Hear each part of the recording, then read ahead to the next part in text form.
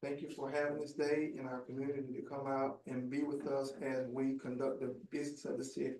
We look forward for providing the necessary things that we need in order to help move our community forward. And everything we do, we want to be in your precious name. Amen. Amen. Join me in saluting our nation's flag. I pledge allegiance to the flag of the United States of America and to the republic for which it stands, one nation, under God, indivisible, with liberty and justice for all. Roll call, Madam Clerk, please.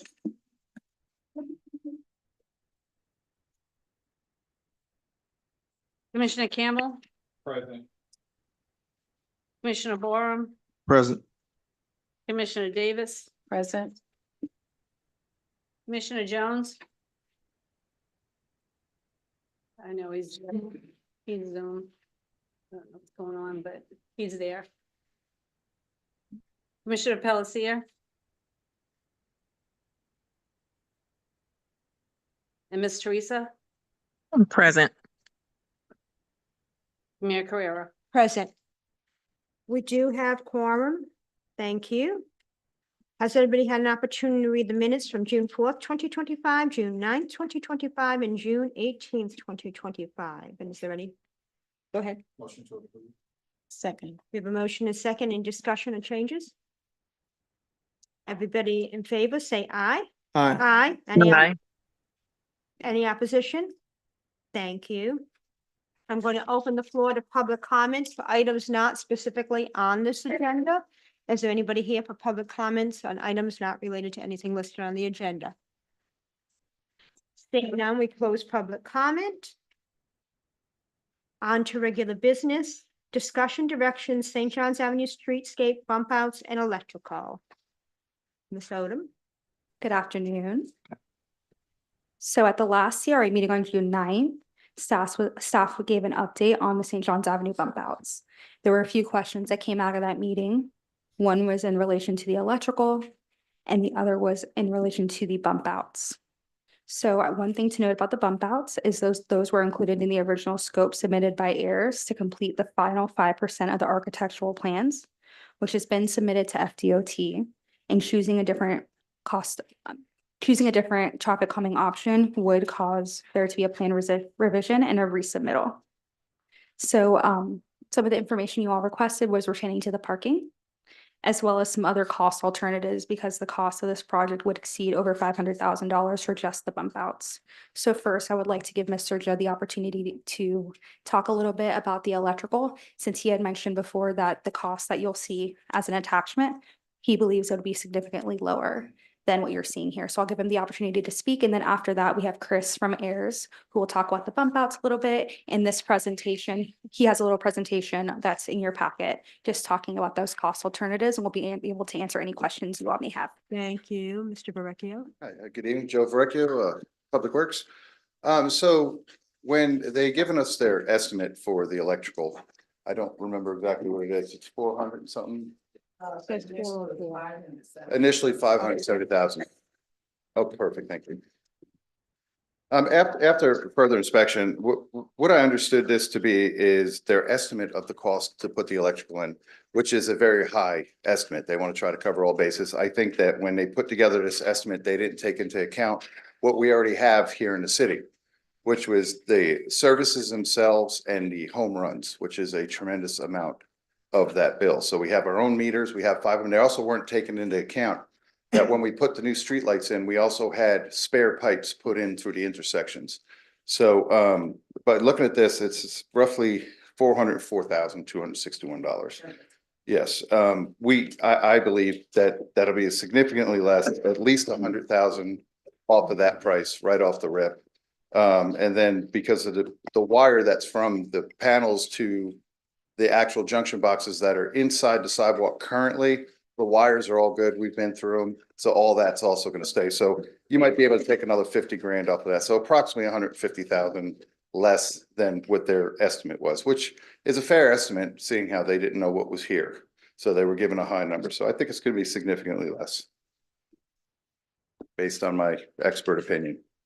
Any questions of Mr. Verrecchio about the electrical estimate?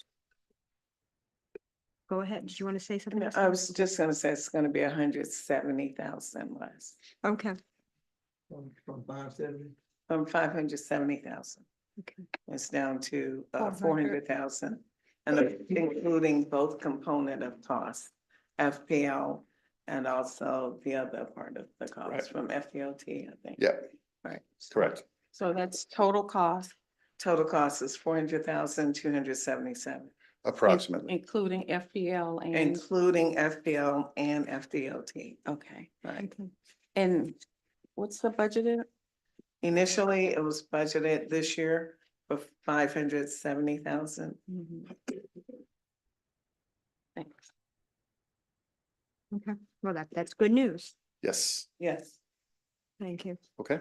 Yep. Thanks. Thank you. And is Chris going to speak up about the bump outs? Okay, go ahead. Thank you. We can hear about the bump outs now. Hey, can everyone hear me fine? Yes. Perfect. If my audio kicks out, let me know. I just got a new computer from IT and been having some weird tweaks with it happen. So I don't know who's got the screen sharing right now, but I'm wondering if you might be able to zoom out just a little bit. If you hit Control minus, you should be able to zoom out on those sheets just a little bit more. We can see more of the actual pages. But as you do that, just to give you a rundown of what we've prepared for today, we were asked to take a look at what are some potential traffic calming measures we could design into the project and look at different solutions to maybe make that work. So what we did is we prepared 3 different options for traffic calming, and then we broke it down on a per block price. So essentially you could see if you were to try to incorporate this into an individual block along St. John's Ave, the price per block to make a better informed decision of how many blocks we want to do to incorporate some of this into the design if it's an option. So the very first design we've got is simply striping the bump outs in place. You guys can see those if you go back a sheet, please. I'm sorry, can you repeat yourself? Can you turn up your volume, please, if you don't mind, Chris? You might have to turn up your volume. I'm not sure if I can turn mine up. I can speak louder. Okay, and what did you ask me to do? Can you go back one sheet, please? There you go. That one right there. So in this option, what we've done is shown where bump outs would be in the streetscape, just striping them with your traditional cross striping. You probably have seen some of this in the existing streetscape today or seen this around town. These are dead spaces in the downtown that you can't park in for site visibility triangles, but these are striped to help reduce the width of the streetscape. And then on top of that, we've also added some Sharrow markings. These are shared bicycle and vehicle lanes, helping bicyclists and vehicles identify that this is shared by both bicyclists and vehicles. This is pretty cost-effective solution. The price per block is roughly $5,000 to $6,000. It includes just painting and some stencils to help define those. It should be stated too that I believe it's city standard that bicyclists are not allowed on the sidewalks. So this helps direct bicyclists towards the streetscape where they should be. The next option, if you can go to the next page, please. We show more of I'd say a creative solution to try to get this to bring some color and life to the streetscape. So rather than just doing a standard cross striping, we do more of a painted stencil in these bump outs to help break up the asphalt even a bit more, bring down the scale of the space a bit more in the streetscape and make it feel a bit more pedestrian and a bit more fun as well. We still have those Sharrows in this location as well. And then we've also got some rollover bollards, as they're called, where we can help define some of these bump outs a bit more without having to, actually put in a curb and plant them. So if you just scroll down a little bit, the images on the bottom show what those rollover bollards look like in the bump outs, helping to define that edge. But it also shows a bit of color in that option as well. So in this option, you're looking at a roughly 28,000 per block. Now this price will vary slightly depending on how many bump outs each block has, but on average, we're calculating about 28,000 per block. And then if you can go down to the next option for me, this is installing full-on bump outs with concrete curb, plant material, trees, all in the effort to help make the streetscape feel a bit more pedestrian, a bit more constrained, and helping to slow down traffic. This is a much more proven traffic calming measure than most, but it does come with additional costs. So bump outs being installed with concrete curb, you've got a mix of plant material installed, and then even something that's not shown in here, we can get some additional trees in those bump outs too if we wanted to try to create that sense of scale, bring that scale of space down. In this option too, we could also put those Sharrow markings in the asphalt to help reduce the help define that this is the drive lanes are actually a shared space between vehicles and pedestrians. If you scroll down just a little bit and go down to the cost, so roughly $45,000 per block. It should be stated that we can always try to do a combination of these to try to make it work. But from a construction process, it's always best if a contractor can get one preferred installation type. And then we do show some precedent images in the bottom left-hand corner of what those bump outs might look like. The vegetation, obviously not very Florida-like, but it gets you an idea that gives you an idea of sense of scale of space and what that looks like in the streetscape. Alyssa, I got a coworker on, her name's Alyssa. She's been integral to the project. Anything to add there? And then do you want to run through these last two sheets? Yeah, hi guys. Sorry, I was having some technical difficulties there. Are you able to hear me okay? Yes, I don't know about the audience. The audience isn't the public, but those of us up here can. Okay. And I think I'm having some similar issues with audio. I can't get my volume up any louder, and it's kind of a struggle for me to hear you guys, so I'll do the best that I can.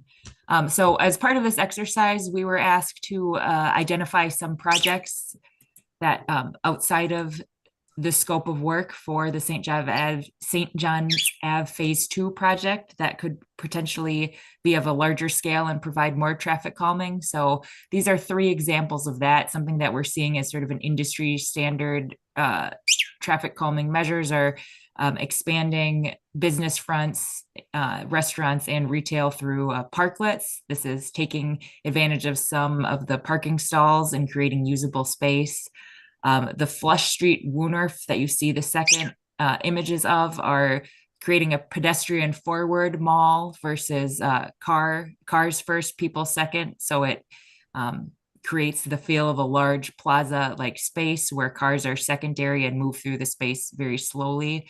And if you scroll down just a little bit, the gateway option there, this is usually a combination of catenary lights, gateway features, and pavement markings, which indicates to drivers that they're entering a space that's more pedestrian focused, whether that be an area where you dedicate for farmers markets or for, more outdoor activities. It's just another way to signify through different site features that the space is for pedestrians, and vehicles need to slow down and pay attention to the fact that there's a lot of pedestrian activity and human activity going on in these specific blocks.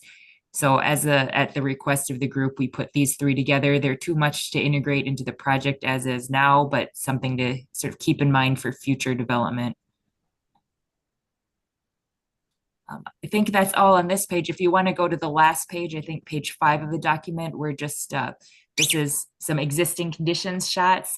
And something that we discovered while we were doing our plan sets is that the striping wasn't necessarily installed exactly as shown in our phase 1 document. So we went ahead and we remedied that in our design documents. And that took care of some of the concerns that having the bump outs would reduce the amount of street parking. We were able to identify a number of places that were currently not striped and add additional parking stalls in those areas to offset the areas where those bump outs would take up space. Keeping in mind that the bump outs generally are just taking dead space from the stop sign and beyond where a parking stall couldn't fit, or at the throat of a driveway entry to maintain visibility and pedestrian safety in those places. So largely, there will not be a loss of parking if the bump outs are installed per the alternate plan. Thank you. Does anybody have any questions?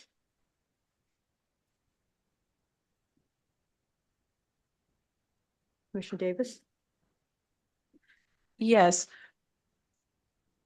When you mentioned that there's an option to only put the bump outs in the dead space, would that reduce the number of bump outs needed overall from the original design?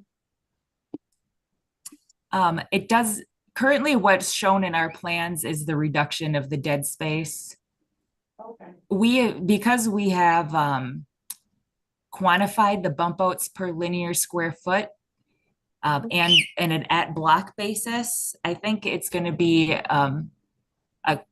a conversation between our two groups where you want to concentrate those bump outs. They don't necessarily have to be in every dead space if you want to sort of bookend the avenue with bump outs, or if you want to have them specifically in some blocks. As Chris was saying previously, we could always do a combination of pavement striping and sharrow marking and bump outs in key areas. So the number of bump outs, I guess, is to the discretion of our groups as we converse about what works best for Palatka Ave, or excuse me, St. John's Ave. Thank you, because that was going to be my question. Is it an all or nothing sort of thing? And if we can adjust the number or the cost, but also, is it possible just to kind of plan for the future, start with something and maybe, because I think the murals are a cool idea and we have a mural committee and we are a mural city on the mural trail in Florida. It may be nice to over time do that and not absorb the cost all at once if it's done with local artists, which we have quite a few of, would, I think, like to participate. I know there's still a cost, but maybe it can be a reduced cost compared to projected. Yeah, absolutely. Something just to keep in mind is infrastructurally, all of these bump outs are showing an electrical connection. There would be some back and forth in terms of the engineering drawings. If we're adding them sort of one at a time, from a cost perspective, it would be better to have maybe one or two phases versus a few bump outs at a time. But that's something that we can certainly talk about, the phasing of that. And can I get clarification on something? Absolutely. My question, when I look at, I see price per block, and then there's only 8 blocks, am I correct? 8 blocks, No, there's more than that. and 10. so I'm looking at 28,000 10. if we're doing the mural, and we have 8 blocks, so then that would give us that 224,000, I think. Excuse me. Correct? And we don't want to forget the 900 block. So we Right. have actually 10 blocks. Yeah, we didn't want to, can you explain that just a little? Yes, and I think the project manager could speak to that a little bit better, but I believe the project starts at the 400 block. Okay, that makes sense. The first 3 already have bump outs now that you think Yes, about it. ma'am. Yes, yeah. So how many blocks in project manager are we trying to 6. cover? And that would be 6. 8.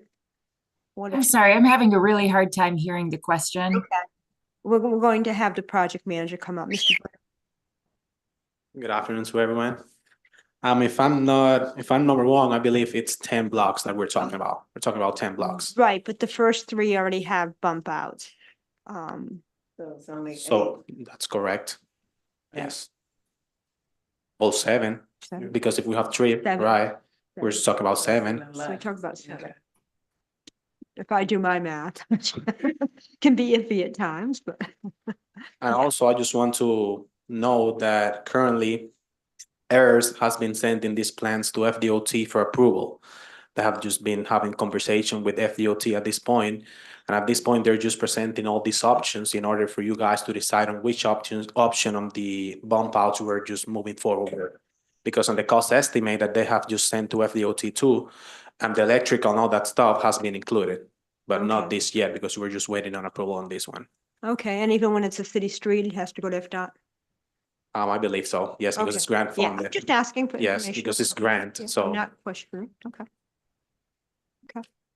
And then also if project manager, please. Also, if we were to get that first standard shower, it's coming to an estimate of 48,000, but that's because the price for the block is only 5,000 to 6,000. You see what I'm saying? That right there. Yes, that's correct. So if we did that kind of, whatever the word is, bump out Yes, it's cost, going to be less then money. our costs would be a total of about 48 Yes. to 50,000. I don't see the point. Yeah. I'm sorry, I just want us to, I was just trying to bring Yeah. clarity so we understand what we're asking the commissioners to look at and make a decision. We're saying like this first option, we have 8 blocks based upon what they submitted, but it's really 7. Just clarification. Yeah, I'm just trying to get But, us. but your point is just multiply times 7. That's what price I'm per trying block. to tell you, We got right? it. And that way it makes it easier to understand what are Right. they talking about. The minimum and the maximum, what you got Right. between the low at 5,000 and high at 6,000 Exactly. times Correct. whatever, yeah. Right, and it's actually in the But it- conversation they have written here is identifying 8, but you've clarified that It's there's 7. possibly only 7. Correct. But if because we they're- were doing 8 as we have here in the agenda packet, then 8 times 6 is the 48,000 In the that low. you see on page 1. Now, if you go to the next option, please, Karen, then the next option, then you would say 8 times 28. Then that That's- would give you what they have on page 1, 224. That's- You know, as compared to 500 something thousand, right? Yep. For the bigger number, so that's what I want them to. And I will say, I mean, we tried to break this down also per square foot, depending on if sort of a kit of parts and if you want some murals and some striping. But also you brought up a great point about a volunteerism or, you know, if you bring people out and they volunteer their time and materials and effort to put these in, it's an estimated cost. The city could certainly go about it in a number of different ways to reduce costs. I've seen a lot of projects like this, which have been done with volunteers. So that brings kind of the flavor of the neighborhood and some ownership of the street itself, which I think is always so nice.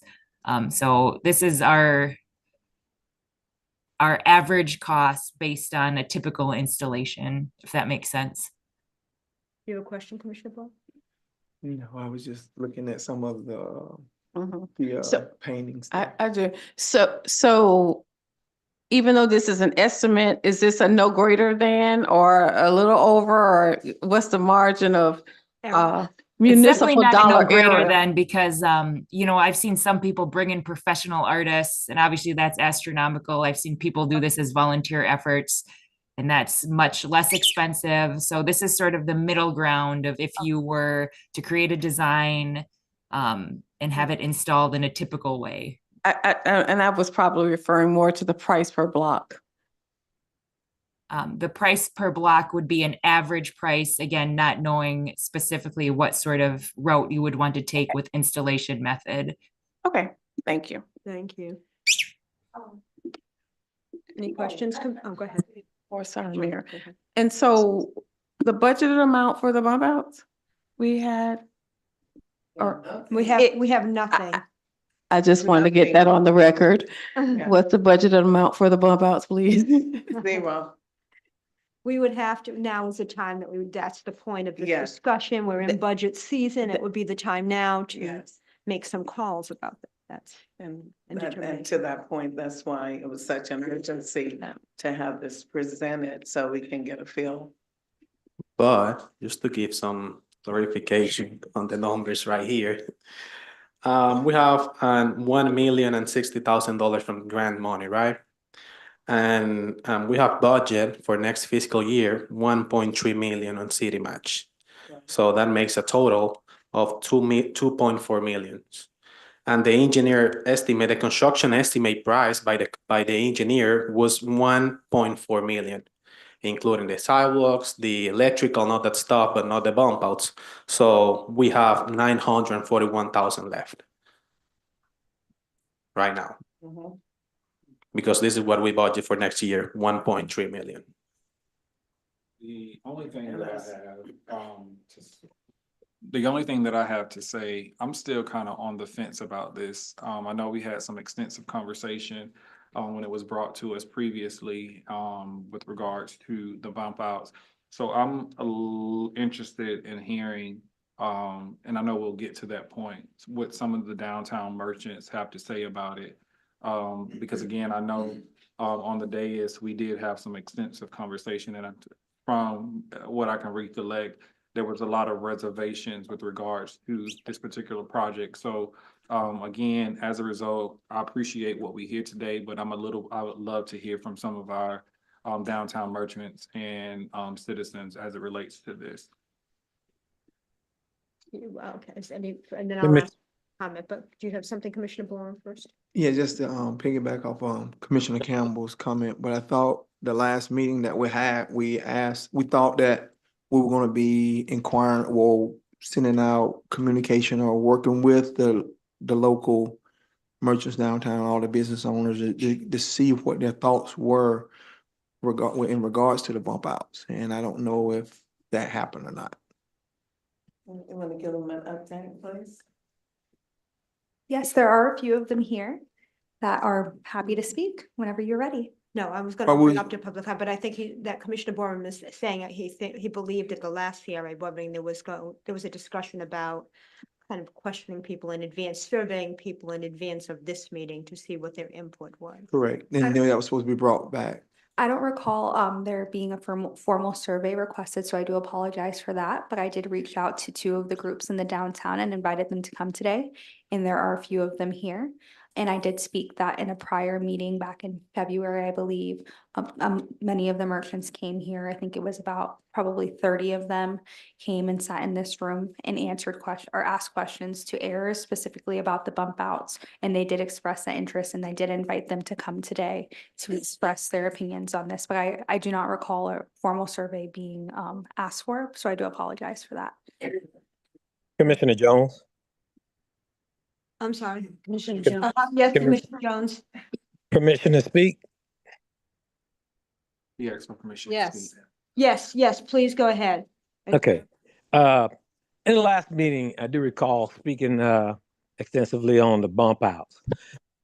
One of the big questions were how many parking spaces will be deleted as we add bump outs on the additional 7 blocks. And I don't think that question had been answered then or even today is one thing I want to point out. And secondly, the cost of the bump outs per block, it said 28,000 per block. And 28,000 per block, 7 blocks, possibly 8. I got 7 and I got 8, but I come up with $196,000 for those bump outs to be built as traffic calming devices. As it would explain to us that the bump outs are traffic calming devices, I want to know how much traffic calming do we need on St. John's Avenue when we have stop signs at every block? Why would we also need an addition the bump outs as well? Have we did a traffic study or anything that says we possibly need another method of traffic calming other than the stop signs? I know we took the stop lights down, and it's just a question. I don't know if did we do it to save money, or is it cosmetics or what? But those are questions that I would like our board to kind of ponder around, and we're gonna make these decisions and ask or heirs to see have they actually did those studies to give us an answer about the traffic calming and the results and the reasons why they feel that, I don't know if it was our request or do they feel that we needed the bump outs as traffic calming device. I would like to get that answered this evening. It's Okay. possible. Christian can answer. Yeah, and Kristen can answer the first. Ears did speak to loss or not of parking spaces, but I think Kristen can share the response. Yes, so what they had stated, and I did get it in writing from them post the last CRE meeting, that no parking spots will be eliminated from this project. And if they have anything to add to that, I think they should. Are they still on? I don't think Commissioner Jones could hear them. I think Oh, that was- okay. So I'm yes. guessing that's part of the problem. So, I believe that the project manager could speak more to that, but no parking would be lost in this project, and that I got that in writing from them. Yeah, that's correct. And as a response to the question about traffic calming, and so the effort of the bump outs is twofold. There is a request for traffic calming as well for street beautification. There are a number of studies. I can't speak to if the city has performed traffic speed studies on these affected blocks, but there are a number of studies indicating that physical barriers are the best way to reduce the speed of traffic. So if there is a concern, and I believe there is with the width of the road of pedestrian safety within these blocks, that's well documented that the bump outs are the best way to do that. And I say a physical barrier because some of these other options, the striping and the murals, visually will calm traffic, but there's no real physical barrier integrated in with that. So, I mean, the murals are a great beautification and it will slow traffic down as people look at them, but there's not a real physical barrier in that sense. Yes, but I was asking specifically, did your company conduct a traffic study so that, I mean, you're telling me about other areas, but I'm talking specifically about the city of Palatka. And it would be good to have that information as it relates to our downtown area. You did not complete a traffic study to make this determination. I would say that though it is widely known as an industry standard, this does help slow traffic down. And I think it's a goal of downtown to help slow traffic down with measures like this as much as possible. I don't know if Chief Shaw, I know there's not been a traffic study done, but I don't know if it's feasible, if something internally we can do, and it's just a question again of Chief Shaw. Is that Chief Shaw? Don't hide, come on up. Chief, We did hear over, it should be stated, we did hear over and over through public engagement in the life of the project that there is big concerns and oftentimes issues with vehicles speeding down St. John's Ave at a much higher rate than what is the posted speed limit. You sure? Yes, ma'am. I can answer any question you have, or I'm just gonna be cautious in my answer. I'll tell you that, I'm sure. That's okay. I mean, the question's been posed. I don't know. I know there's not a traffic study that's been done recently in St. John's. I don't believe there has been. No, ma'am. Okay. I don't know if there's been anecdotal from the police officers down there as to speeding. I mean, now we have police officers down there on a regular basis. Yes, ma'am, and we have paid particular interest to that after it was brought up at the last meeting. We've had a number of different officers not only paying attention to the speed, but also in effort to running the stop signs. And we have not had or noticed in any of those issues that is being experienced downtown. Thank you. Yeah, okay. And now Commissioner Jones, if you are finished, I'm going to open it up for public comment for those merchants downtown to speak to any of these and all of these issues discussed as Commissioner Campbell requested. Thank you, Chief Shaw. Is there anybody that owns a business or property downtown that wants to speak to the issue of the need for the bump outs or not, and whether they're speeding downtown or not?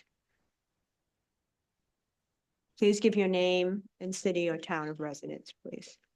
Sam Deputy 623 St. John's Avenue. I'm on an intersection and yes, I've lost my coffee at least twice. I wait my turn at the four-way stop to cross, but running the stop signs is a very common experience downtown. And running the stop signs by bicycle or electric bike is horrific. I've been almost taken out numerous times on the sidewalk alone with bicycles, and especially electric bicycles going full blast. And part of that is as we changed over, people no longer see the stoplight, but they don't see the stop sign. And you know how it is, it's a change, and so you're not used to the change. I ran the one at 13th Street a number of times before I remembered that there was a new stop sign there. But I have experienced that. But I do have a question. We mentioned that the striping had been done wrong, so I'm concerned that in the idea that there is no reduction in parking spaces, are we going to restripe and make the spaces smaller to make that work? Because we already have issues with people parallel parking. Two, we hadn't seen up until this point, after 8 years, the bike path. Is that bike path and the car path overlapping each other so that bicycles will now be in a section of the road shared with the traffic? I'm a little confused by that because we have not seen that as of right now. But my concern is that we're not making the spaces smaller to put in the bump outs. So that's a question that I have. Are we doing that or not doing that? Can I ask him a question just for, because I'm looking for something Sure. specific. Are you in support of the bump outs? Or that's what I guess when I'm asking, I want, Okay, because I heard everything, I heard your concerns, but I'm Yes. looking more of Support or not, if your we're not support when losing. it's a concern. If we're not losing parking spaces, then I'm okay with it. Although I do know that sometimes for businesses loading and unloading, we tend to use the corners. Because one, there's no curb, and a lot of our businesses don't have an alley. Or if it's an alley, it's not a private or convenient alley. So we do use corners, which should be a change of habit after 59 and a half years that we've been there. And change of habit is not a hard thing, but something that has to be done. So yes, it will be different for us to do that. But if we're not losing or making parking smaller and more difficult to do parallel, I'm not opposed to it. If we're taking parking away, then yes, I would be opposed to it. Okay, finish up and we'll ask Ayers to answer those questions. Yes. About, Parking will not be taken away and the stalls will be the same size as the stalls that are currently striped. okay. And as far as bicycle traffic and vehicular traffic together, I know in most or many cities, that's what happens. Bicycles ride on the road, they follow the rules of the road like a vehicle. It's a combination. It's not just focused on auto-centric, it's also allowing for bicyclists. Those of us who do cycle in many cities do that. So I think is that what the renderings are showing, that the bicycles will ride with traffic? It is, and I believe it is a city ordinance that electric bicycles cannot utilize pedestrian right-of-way sidewalks. I don't know if it's specific to electric bicycles. Your regular type of bicycles are not supposed to be on the sidewalk. I don't think our ordinance addresses electric bikes, to be honest, but. Oh, I see. Well, the idea from the drawings is that the roads will become a sharrow in which vehicular and bicycle traffic shares the roadway and is not implementing sidewalk traffic. And this is typical, this is typically how it's done in the streetscape. You just normally don't get the marking in the streetscape of a sharrow marking. And the sharrow marking helps break up the asphalt a little bit and gives some identification to what's its intended use, vehicle and bicycle sharing. Does anybody else who's downtown is a merchant or property owner? Okay. Please give your name, and it is supposed to be 3 minutes, so we can try to stay on task. Jeannie Pierce, 701 St. John's Avenue, the Urban. I'm gonna agree with Mr. Deputy. We sure don't want to lose any more parking downtown. We do use that corner to load. We sell a lot of furniture and a bump out, we would lose that. So I would say that we would not be in favor of it. For the whole Of the- street? For the whole, well, for us, for sure, but if you're not just gonna Well, exclude us. Yeah, would and you? I'm not disputing or debating that, but I question, can loading or unloading be done on the side street? It could be. I mean, again, I'm trying to find ways, solutions to adapt if we want to make our downtown more friendly to not just vehicles, but auto and pedestrian, Well, again, we bicycle and sure- pedestrian as well. And again, we sure don't want to lose any more parking. Well, we were at least told, and it's in writing, that that's not going to be the case. We're not going to lose any more parking. Well, Yeah. that's what the engineer. Well, again, we wouldn't be in favor of the bump outs. Thank you. Mr. Alexander? Jeremy Alexander, 134 Timber Lane. My wife and I have 712 through 726 St. John's Avenue. And we've kind of followed this whole bump out conversation for the last several years. And I think the good news is if we go back to the plan that was presented to the merchants a couple of years ago, 6th Street didn't have bump outs. So that was taken into consideration of the engineered drawings for the loading and offloading for those particular merchants. There wasn't a bump out there. There was at 7th. My corner at 7th Street has become worse since this project. We've kind of created a trip hazard at the corner of 8th Street. So I would be an advocate for a bump out as originally designed. There wasn't a bump out designed in the previous block where they're talking about. So just something for us to go back and look to. There's a little bit of history there. Would encourage us to do that. Okay, thank you. And it also should be noted that the first few blocks do have bump outs, and everybody seems to be surviving, but not pleased. Kathy Griffin, Ladybug's Gift Shop, 423 St. John's Avenue. I am in favor of the bump outs only where there's no parking. An example is on St. John's Avenue on the corner of 5th, there's an empty parking spot. It's never been marked for parking. We all put our signs out to promote our businesses. It seems like every block has one. I know there's one on, Sam, I don't know if there's one on your street or not. But I know there's one in front of This and That Cafe. There's nothing. So if you use those spots, you can do a bump out there. So I am in favor of some bump outs. I am not in favor of the painting on the street. I think you're asking for trouble and you're asking for more expenses down the line. I agree. Is there anybody else that wants to speak to this topic? Mr. Legger. Hmm? Mr. Legger. Yes, well, that's 1 second. Miss Allegra, come on up. Allegra Kitchens, Palatka, Florida. No, I don't own a business downtown, but I do own downtown. I'm one of the many tax-paying citizens, and the public streets and the sidewalks belong to me and the other 10,000 citizens in the city of Palatka, so I am an owner in downtown Palatka. I have a problem with the bump outs, like the other merchants have said. If they take away parking spaces, no. The merchants were assured when all this street stuff came on about 10 years ago that they would not lose any parking spaces. We don't need to lose parking spaces. I have an issue with calming traffic. I'm a good shopper downtown. You ask Sam Deputy, ask a couple of others. If you do this thing, I won't be going downtown to shop.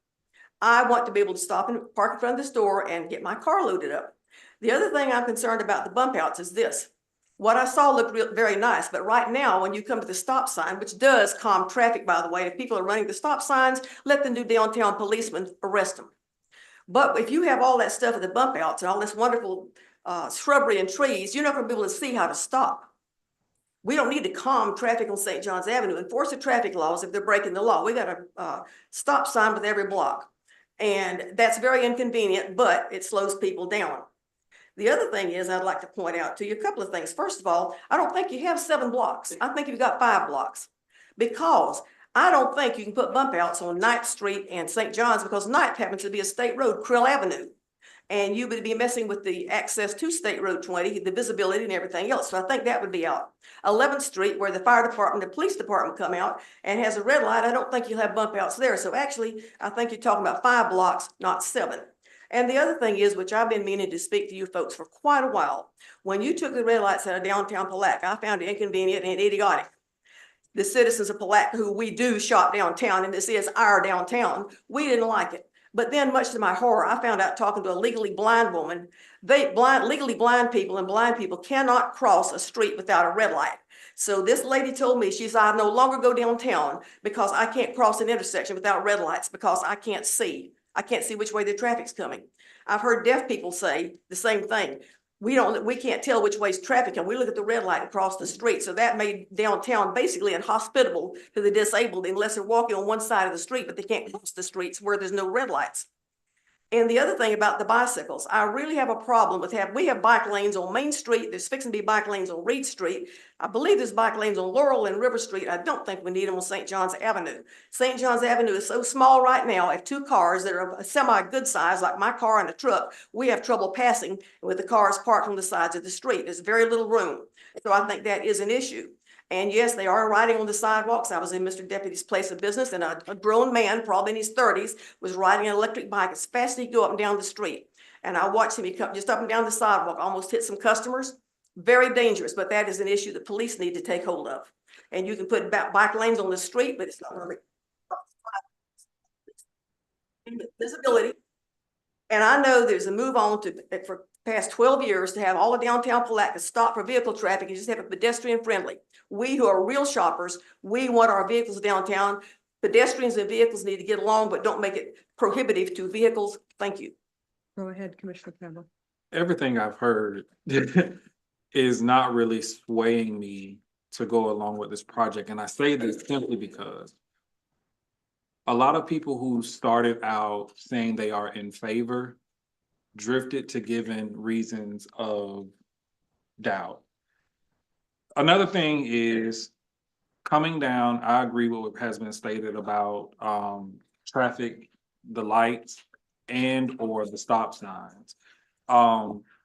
Even I brought up concerns when the lights were removed to take in consideration having the flashing flashing lights at the stop sign to bring a little bit more attention, because I personally have seen several times where red light, that stop sign is completely ignored. Another thing is if we're talking about bikes, either electric or man pedal, there are no signs downtown or anywhere within the city stating that bikes are not supposed to be utilized on the sidewalks. So if we take in consideration some of those measures, I do believe that that will help calm down the traffic as well as the utilization of bicycles on the sidewalk. I don't want anyone to think that I'm not for the beautification. Maybe we want to beautify in a different manner. But again, as of now, I'm just not persuaded on this project. And I think, and this message is for Mr. Carlos, the money that is in grant funding, is it solely for this project? Yes, sir. I will comment just quickly. There were ordinances stamped in the concrete for the bicycles being prohibited from using the pedestrian way. Within the plans for the redevelopment, there will be signs indicating that along the roadways. That's existing, right? Alyssa, that ordinance is stamped in the concrete, right? Oh, correct. Yep, I said that wrong. Excuse me. But I think that's something that we need to work on even prior to this project if it was to proceed. Thank you. Commissioner Borum? Yes, I want to go back and speak on the crossing where there used to be traffic lights for traffic coming down St. John's Avenue. In other cities, they do have where if there are stop signs, you have crosswalks or whatever with flashing lights so that it at least catches the attention of vehicles or pedestrian or drivers who's coming down the road to be able to at least catch their attention. And you can also put like rumble strips in the area so that you know that you're approaching a stop sign. But again, I think it's low hanging fruit in terms of putting something there to capture the attention of people. And then also we need to look at, like Ms. Kitchens was saying, put something in there where people who are have ADA. visibility, have ADA problems or challenges, to put those things in place so that they'll be able to at least cross in areas where they used to be able to cross on St. John's. Anybody else? I also just want to say that Commissioner Palatka is here, so please note that for the record. Okay. Go Say ahead. one more Ms. thing, Connie. please. Sure. So I just wanted the commissioners to understand that as it related to funding for the bump out, that is not grant money, that would have been city money. Okay, so It just would have want been that, CRA money. but it's still. Right, it's city money, but it's funded. CRA, not general fund, Yes, just to city clarify. funded, not grant funded. So what was he talking about when he spoke to the grant? Because that's the question that I just asked. He was letting you understand, and he can always respond, but I believe he's, Understand what? he was trying to let you understand that that we have this, project called Streetscape. And My- this, My question was, what he was talking about for the funding, the grant funding, was it specific to this project? That there was like $900,000. right, it is specific Yeah. to this project, but a part of the project was something that was not there after staff had gone back maybe 2 years ago, and they figured out how to reduce the scope of the original project down to the grant funding. So that is why we were where we were. And then this whole issue about bump out came up, and so therefore, there's no grant funds for the bump out. That would have been money that, as the mayor has mentioned, it would have come from the city, but it would have been CRA city money. So that was in grant money for that bump out. So, yeah, so I'm still a bit confused because. Just as a clarification, and remember, it was before I was in the city, we got a 1.5 million grant, right? Right. The city divided this in two parts because it was supposed to be used on the resurfacing on St. John Street that we spent from grant money, $439,000 from grant money, right? And we spent also some city match money on that project. So we have a leftover of $1,060,000 on that grant, right? That we need to use on the sidewalks, the curbs, and the landscaping. So That further, can that money be utilized for other beautification measures that would address what it needs to be utilized for? Because again, even when you think about, I want to say 8th Street and the tripping hazards, that needs to be improved when it comes down to the south. Like, there are things that if that money is not specific for bump outs, that we could allocate that money to still beautify the downtown, but just in a different way. that's correct, but just clarifying, I mean, right now, what Aris has done about landscaping, sidewalks, the curbs and all that stuff, the estimate cost that I have is 1.4 million. So we're talking that the city is putting 300 and something on city match right now, actually, without the bump outs. Because we just have 1,060,000 on grants money.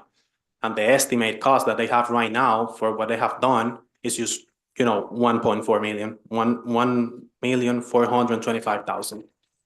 Maybe I'm just not getting it. I'm just confused. I'm getting it, but I'm not getting it because y'all, do y'all understand? Because Which is what I said. All right. Okay, so what we would like to do, commissioners, if it's okay with you, we'll come back and address it. Is that what you're asking? What are you asking? Go ahead. Before you talk about coming back to address, let's talk about let's finish this conversation. Okay.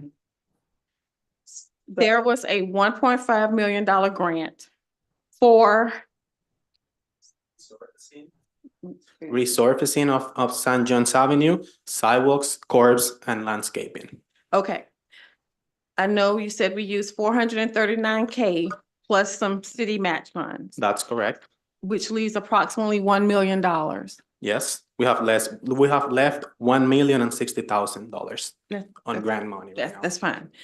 to Commissioner Campbell's question, and I'm gonna ask it in reverse. The $1 million, does it have to be used specifically for bump outs? No. Not really. I know the answer. I just want you to say it because that's, basically he asked, can it be used for something else to beautify, something other than this? Yes, that's correct. We're not obligated to do the bump outs, honestly, Okay. by the grantor. Because We're not obligated. That's what I thought I heard him ask, but the money has to be used for downtown. Yes, on sidewalks, curbs, and landscaping. Okay, so I do have another question. When I look at these bump outs, based on where they would be, because we've heard some of the concerns. And we have a concern now with no bump outs, and that's the stop signs, and people cannot see them because we do have these large trees and things that are not in the right place. I too, like other people, when I drive downtown, I just stop because, and there's one street that doesn't even have a stop sign. So let's just add that to the mix of confusion.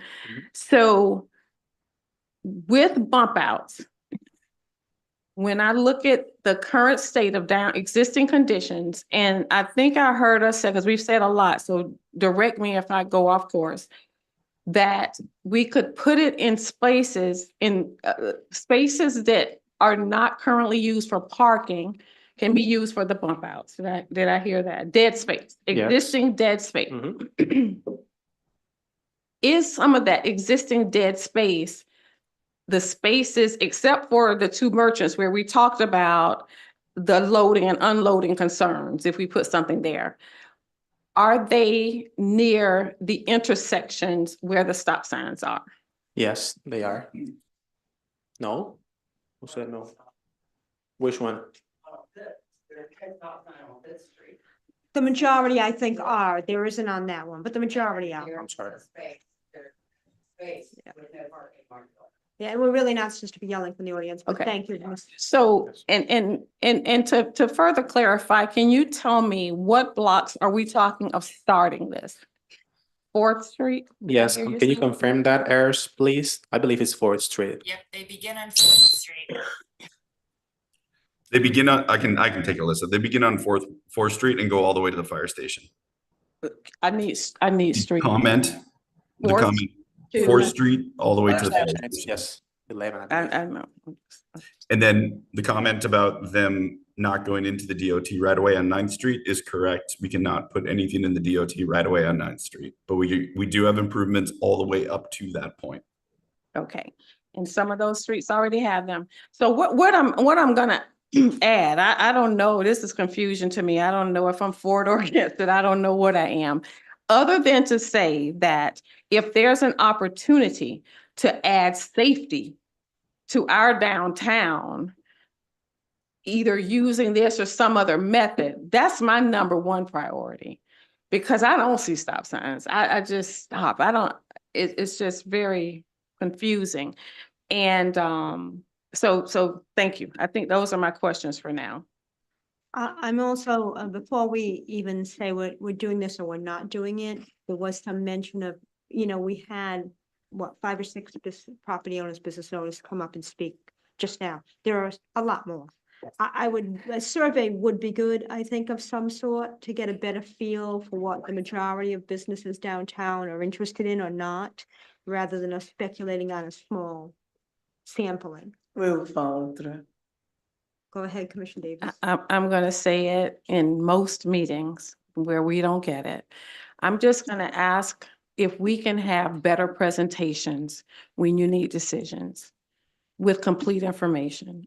It was asked in the June, I went back and looked at some minutes. It doesn't specifically say it, but we just need better, no, not better, complete information that go into decision-making. And always when there's a target audience, our business owners downtown, we need to know what they want before we can make a decision.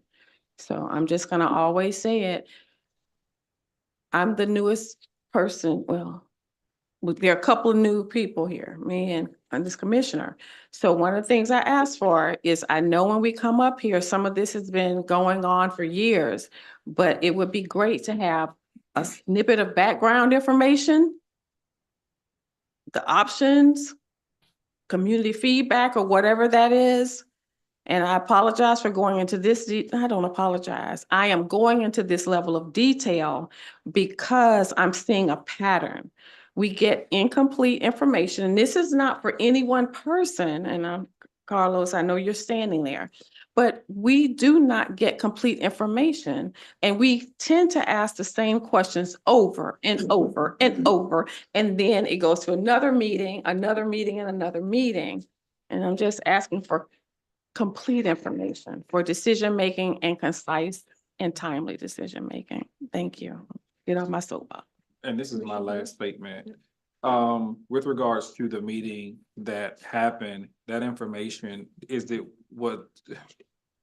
were there minutes reflected from that meeting to get? Because if you said that there were 30 people or 30 downtown merchants that attended the meeting, how was that reflected to us outside of the presentation that was made at the last meeting?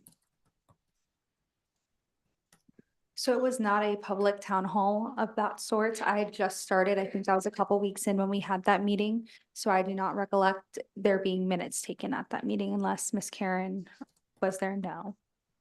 I don't remember being there at all. Thank you. Thank you. Is there any further discussion on this topic? Okay, we will move on to the next agenda item. Recommendation of award building of So I believe award. it said direction and discussion. Well, I thought that the direction was basically, we need more facts and information before we can make a decision. Was that the sense I got? The direction I received is more complete information, and that is inclusive of a survey or at this point, wanting to understand what the business owners themselves want. Because as it relates to the cost, we have that. What we want to understand is, what does the business owners want? Is this correct? We need a motion for clarification of what we're saying. So we can make. And that's what, And that's fine. Who, if that, do you feel we need a motion, Ms. West? Okay, would somebody like to make the motion?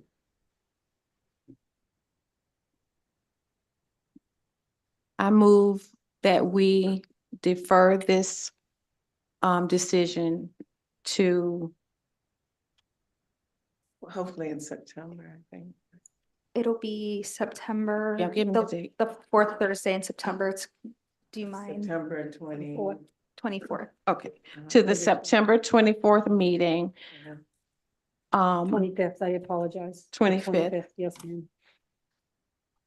With a presentation to include feedback from our downtown merchants.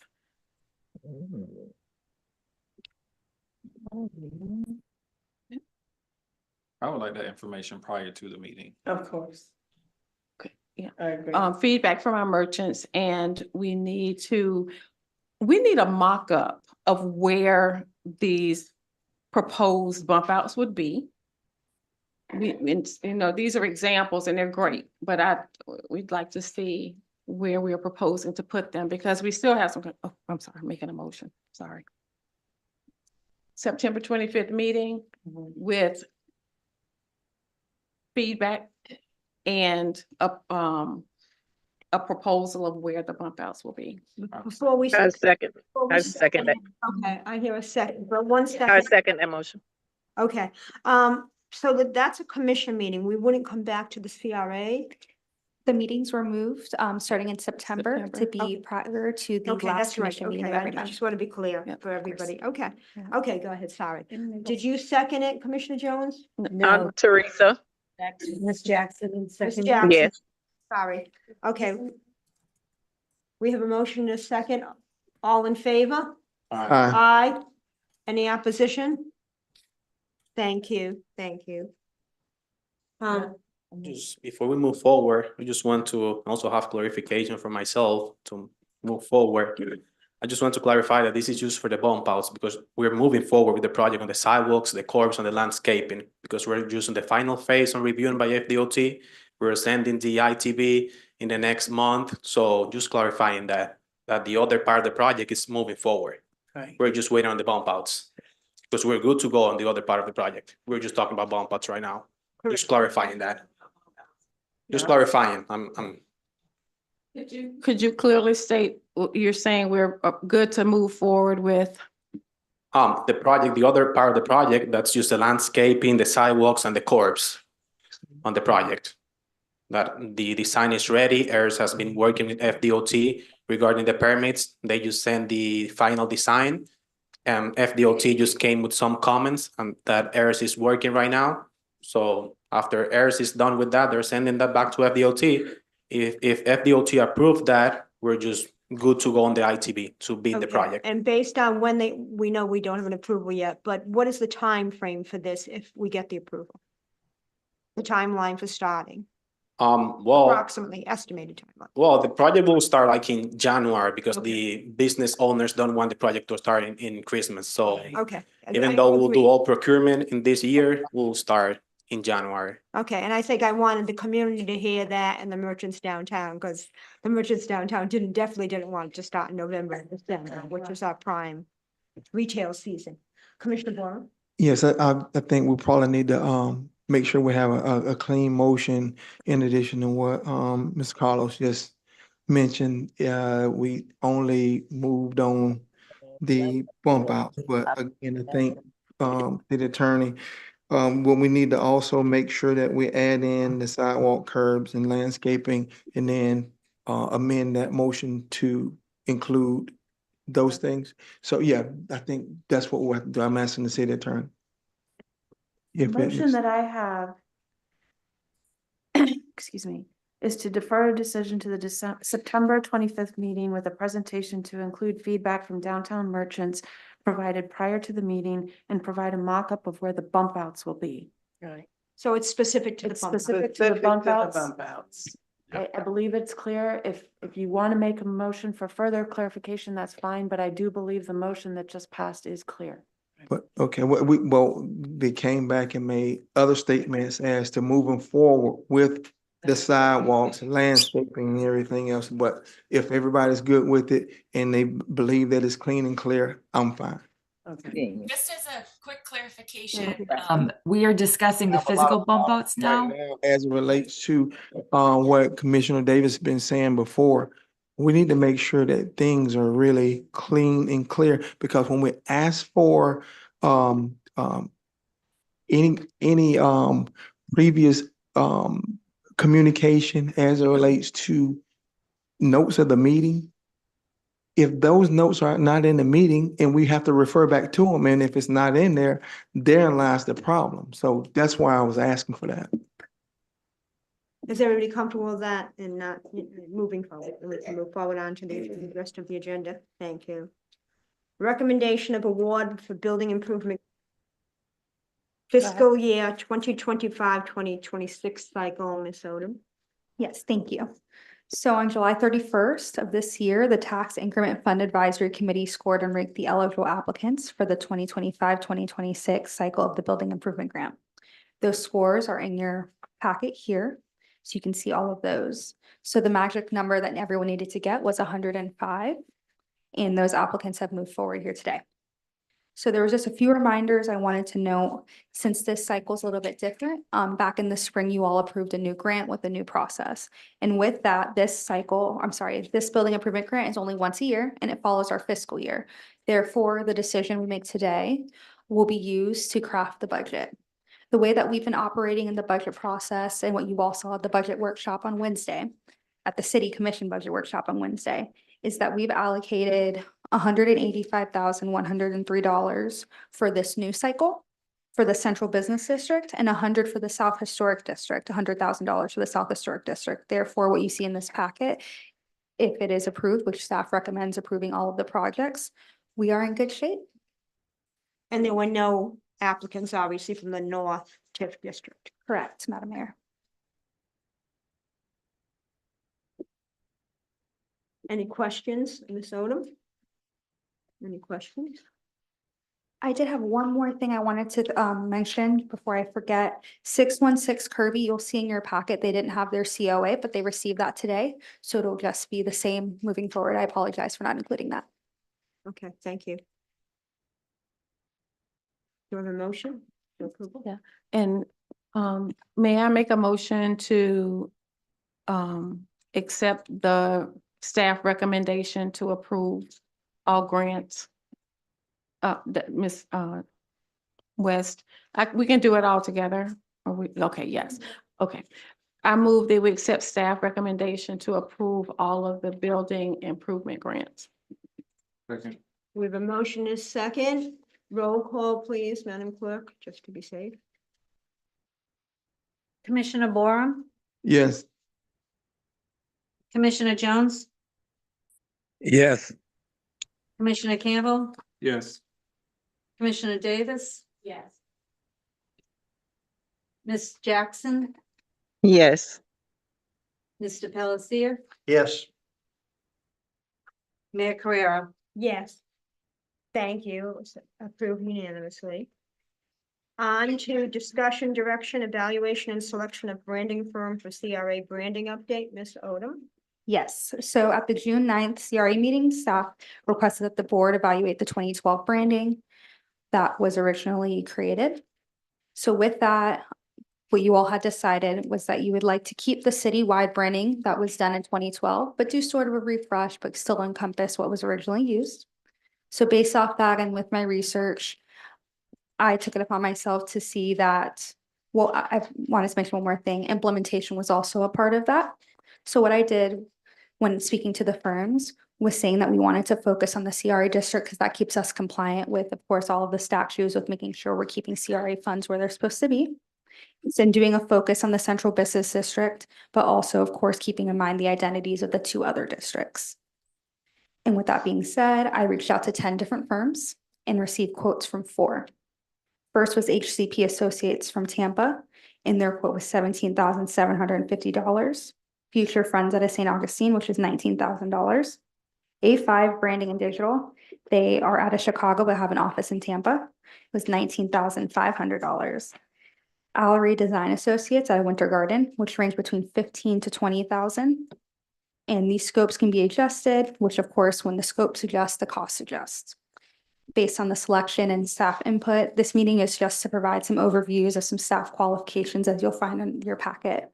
For the staff recommendation, since this agenda has been published and through my time, I did find out a few other, a little bit more information.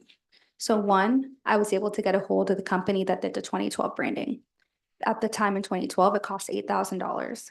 I asked them what the same effort would cost today. They did say it would cost upwards of $25,000.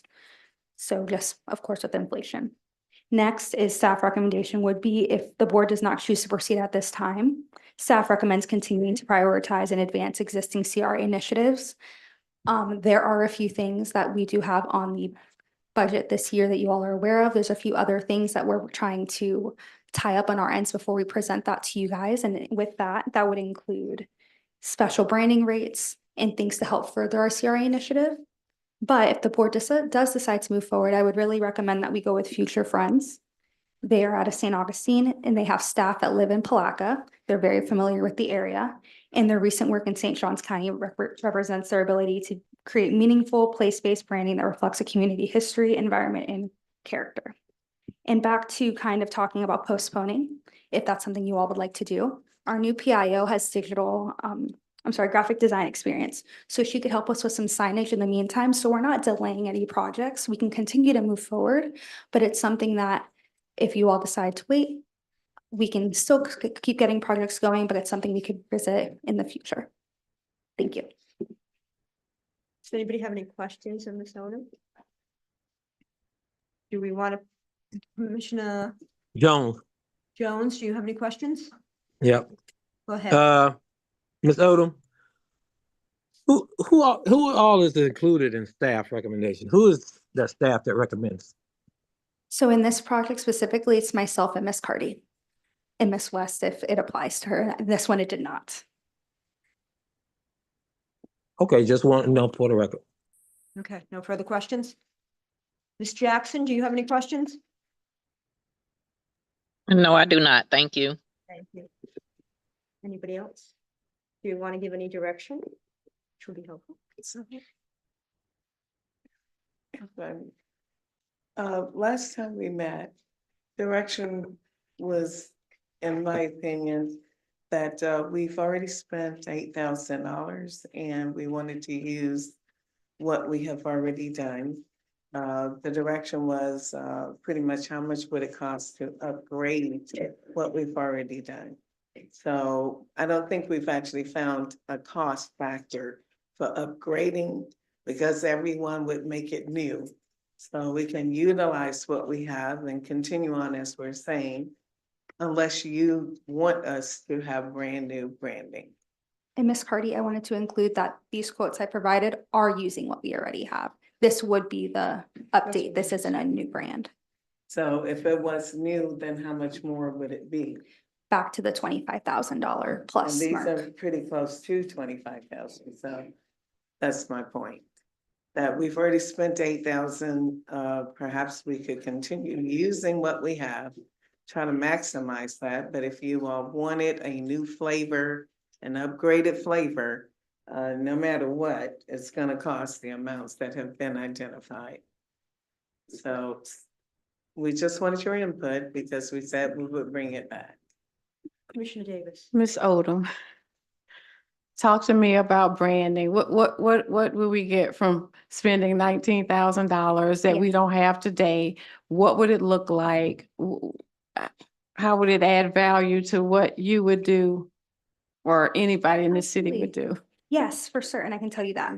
So one thing for certain is I presented this in the last meeting, and I've talked about this a few months ago when I visited other CRAs, is that one, a brand creates strong identity for a city, which doesn't just attract visitors, it also makes placemaking for residents and merchants in the city. The next part, which I was discussing, is the tourism. Having a fresh brand does create that fresh look. I know when I visit places and when I do a lot of research, it's something that people remember. And I think too here, as we learned at the last meeting, the brand wasn't fully implemented at the time. We do have that It's Our Nature branding, and that's never been fully implemented. But something like that, using exactly what we have or something new, is going to add to that. Also, with the company that I recommended, we'd be able to get maps, things like that. I know at a previous meeting, we talked about how there's not enough maps for business owners and for merchants and for people that come visit the area about the parking, things to do, and this would help create something we can use with CRA funds to create these maps and have this specialized branding on it. It would also help us with advertising ourselves. It's something that the chamber would use. It's something that we would go on all of any of the grants we do. So one of them that I've would like to implement is a special events grant, which will cover only city costs, which is allowable under state statute. One of the requirements under that grant would be that our logo would go on that for the poster. So every time we help with city costs, our logo is put right on there. And of course, we can do the same thing with the city branding. That was done in 2012. But any type of new branding that would be specific to the downtown would really reflect that. Because this branding that we see from 2012, it's our nature. I'm not sure if you all feel that that reflects where we are at now. And if it does, then I say we move forward is my recommendation. And we can focus on other initiatives. On average, how often do the majority of communities update their branding? I mean, because it's been here a Yes. while. Absolutely. So that was something that I did research and spoke to different firms about. It really varies. Many of them say 10 years. They do some sort of refresh about every 10 years. Any other questions, Ms. Odom, about this? No? Okay, so at this point, here we are again.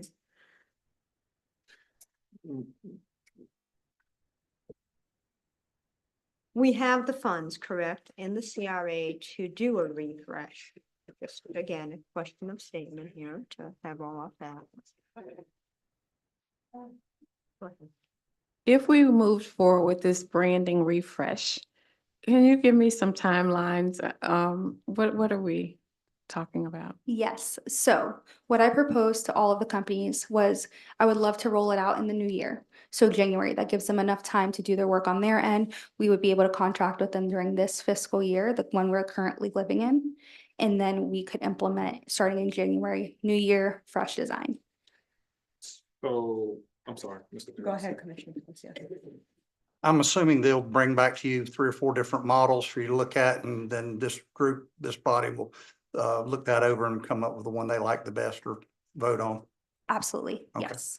Maybe I'm a tad bit confused with the phrase refresh, because if you look at a refresh or think about refresh, it'll be with a company that we've already had a product from versus going out and soliciting a brand from the other. So I guess from the other who you've reached out to. So I guess my question is, with the refresh, are we looking to, because I know in our previous meeting, Commissioner Jones spoke extensively about some of the products that we did receive and some of the stuff that we didn't even know existed. So with the refresh, would it be that company providing us something different? And just how is that gonna look? Yes, so to speak to the company that did it before, I've been trying to get a hold of them for months. I did not hear back from them until after this agenda was published. And of course, at that point, I couldn't get with them to provide us a scope to include. That's one part of it. The next part of it, it's not atypical for different cities and counties to go with a different firm when they're looking for a refresh, because it's a refreshed idea. And you did say when you did reach them, again, not, it didn't make this agenda, but their quote was an estimate of 25. It would have been 25 for, I was using that as like the same effort. So for a completely new brand, it would be 25. But other than that, their cost aligned. Of course, they didn't give me anything in writing or an email because it was over the phone. But it aligned right here with what you're seeing so on the within high end. 17 to 19 Yes, range ma'am. for a refresh, okay. Go ahead. When I'm looking at the packet for the recommended company, and I'm on the page where it talks about branding, the deliverables.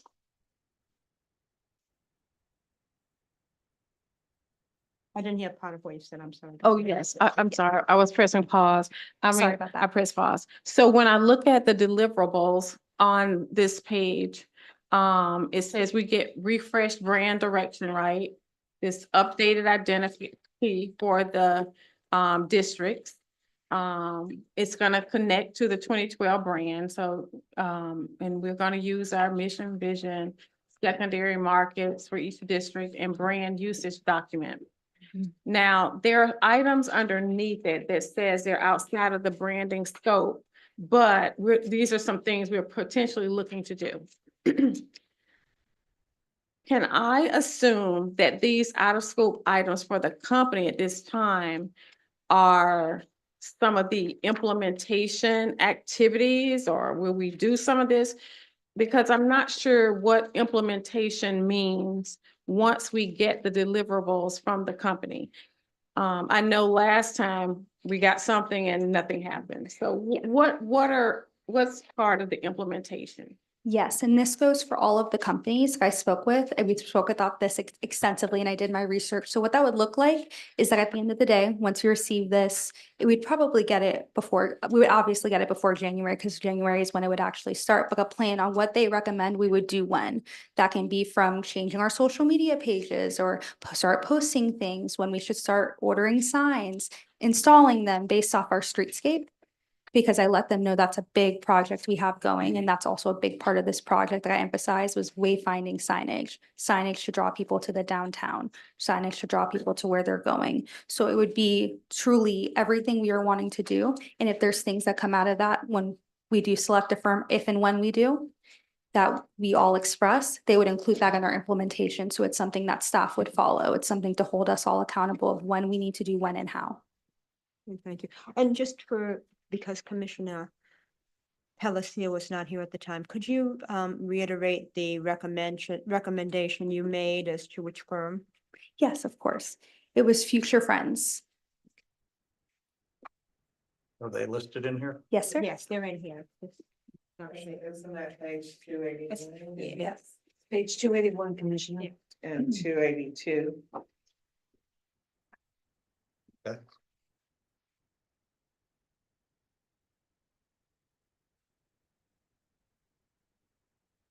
Okay, go ahead. Yeah, my question would be, I know you mentioned about a timeline for the project, but where does the timeline exist? So we did require the companies to keep their brief to 5 pages, so that may be why you don't see it in this specific one. But it was something that I did explicitly state to them, even in writing, like January is when we'd like to start. And of course, that is flexible based off the board's discretion. That was just my opinion. Just to at least get us to a starting point for this discussion today. So, I mean, if it could be always included, if there's anything like a project timeline, Right. we need to have that incorporated with the package so that we can better understand how and when things will be, implemented and completed. Would they do a series of charrettes and things prior? Yes, that's going included. through the process? Yes, ma'am, that's included on the first page of this. It says what their first session would be. And all of them all do a very similar process. They're all gonna wanna speak with you all, get what the pulse is. If you would like to bring merchants in, I mentioned that I think it would be important to bring merchants into this discussion since this is their vision too. It's that their taxpayer dollars going into this as well as residents. So I mentioned that we would like to include merchants a part of this. Again, we did ask them to keep this as brief as possible just for today's meeting. And to be able to include some of their graphics that they've done before. Ms. Omen, if the commissioners would go to page 290, because most of them were very similar in how they sent the information in. There is a implementation timeline there. So that would give, because they're all so similar. So that would give you a snapshot of basically what they're planning. That is a 6-month project. Okay, so that gives you an idea. That's for that company, but they're pretty much, they all kind of said the same thing. Thank you.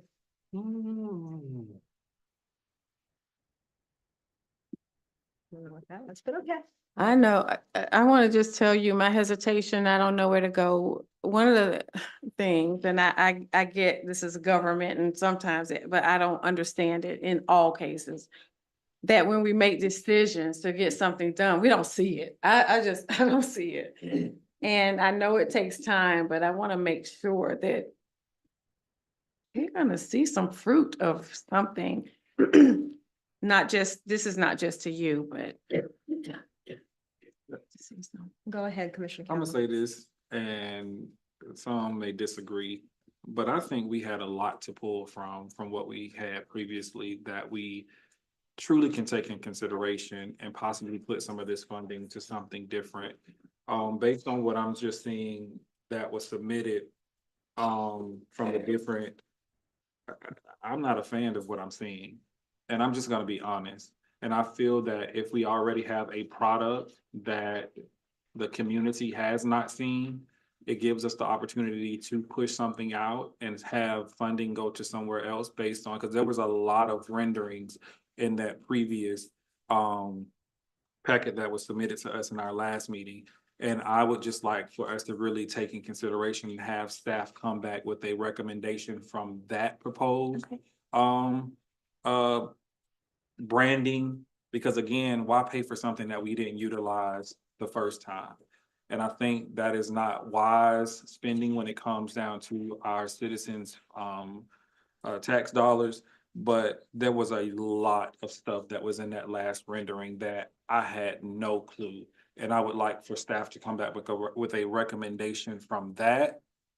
And let's move forward, then actually paying $19,000 upwards to $25,000 for something we didn't even utilize from the last time it was reported to us. And I think that was the bigger problem the last time, because I'm the one that shared the packet with Miss Odom, because I've had it for years, I've had it on a thumb drive, is that the implementation never happened.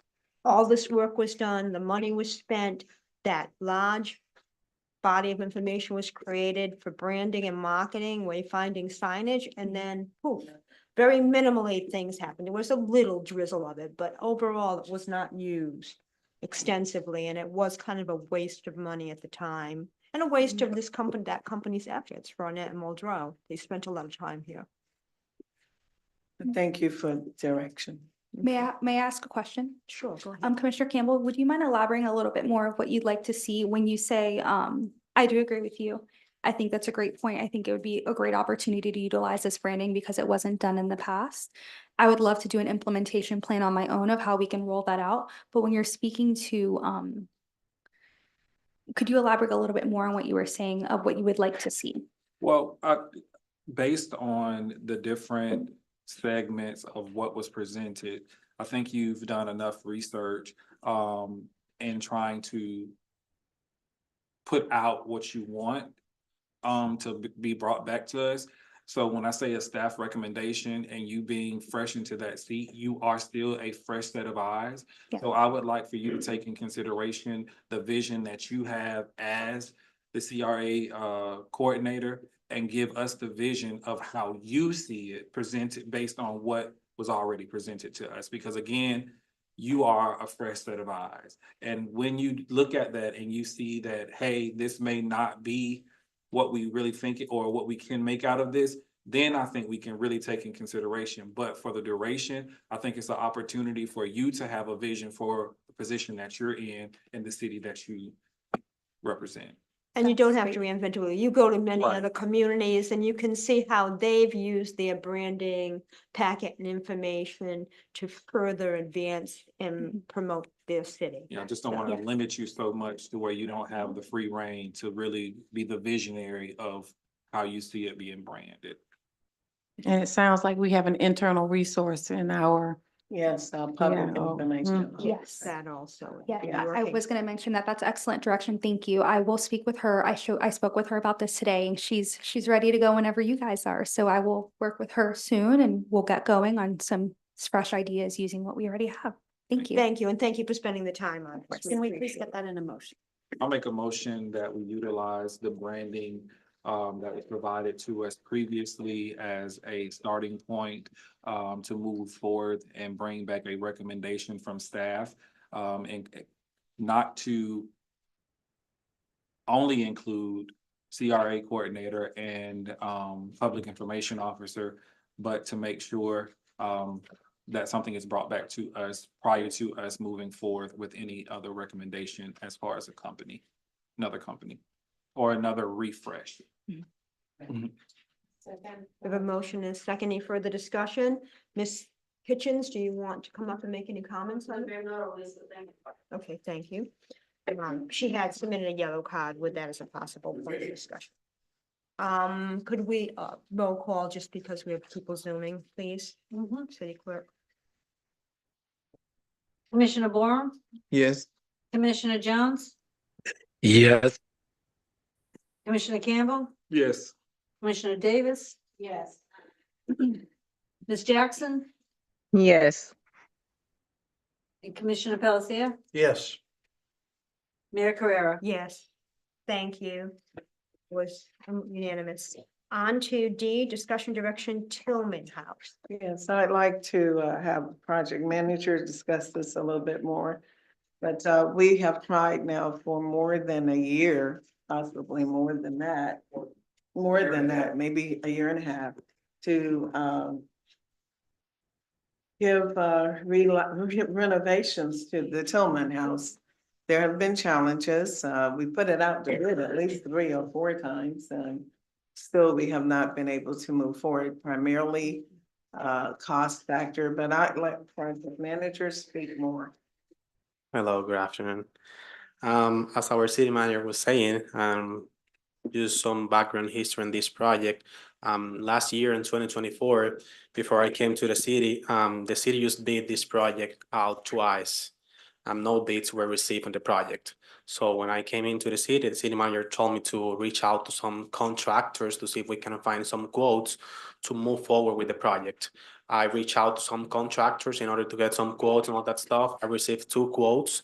One of them was like 165,000 and the other one was 140,000, I believe. And the last CRA meeting, I don't know if it was the last one or the one before, I tried to award that contractor. And I remember some commissioners have some concern about if that company have some previous experience working in historical houses and all that stuff. So I reached back to them. I did my homework and all that stuff. That company told me that they have some background experience, but I asked them, like, you know, for some pictures or whatever that I can, you know, prove that you have experience. I never received them, so I just disqualified them. And I know that the other quote that I got, he was not experiencing that, you know, type of buildings. So we have been reaching out to some contractors that have, you know, experience in those historical buildings, and none of them seems to be interested in giving me quotes on the building. We think it's about the money. The money is like a main concern, honestly, because I believe they might see some unknowns on the project and all that stuff. So yes, and we're asking by city manager guidance, we're asking to increase the money that we have budget for the project, and then just redo the ITB and all that stuff and send the ITB out in some websites that I have been using. I don't know which websites were used when I was not here, honestly. In some websites include, you know, some historical contractors and all that stuff to bid on the project, and then just do a new ITB with a new budget to see if we can have some bidders in the project. Anybody have any questions of Mr. Bruno Domingo? Dominguez, go ahead.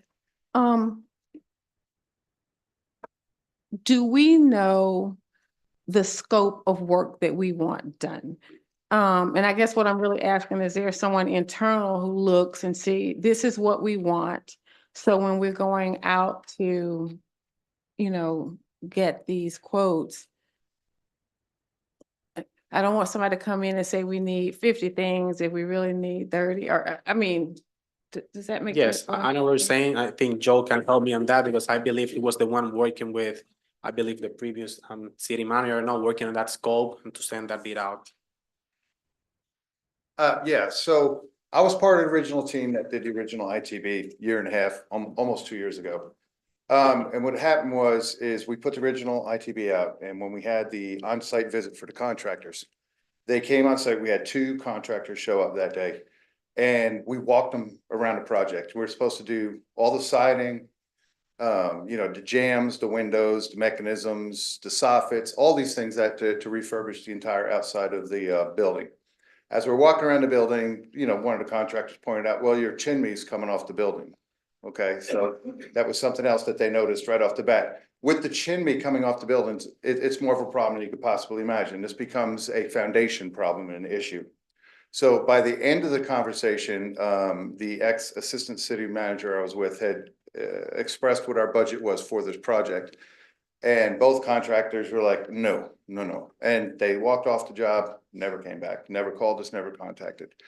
And so we do have a very in-depth scope of what we need done on that building. And in my professional opinion, we don't have the money in the budget currently to cover all the work that's actually going to need to be done.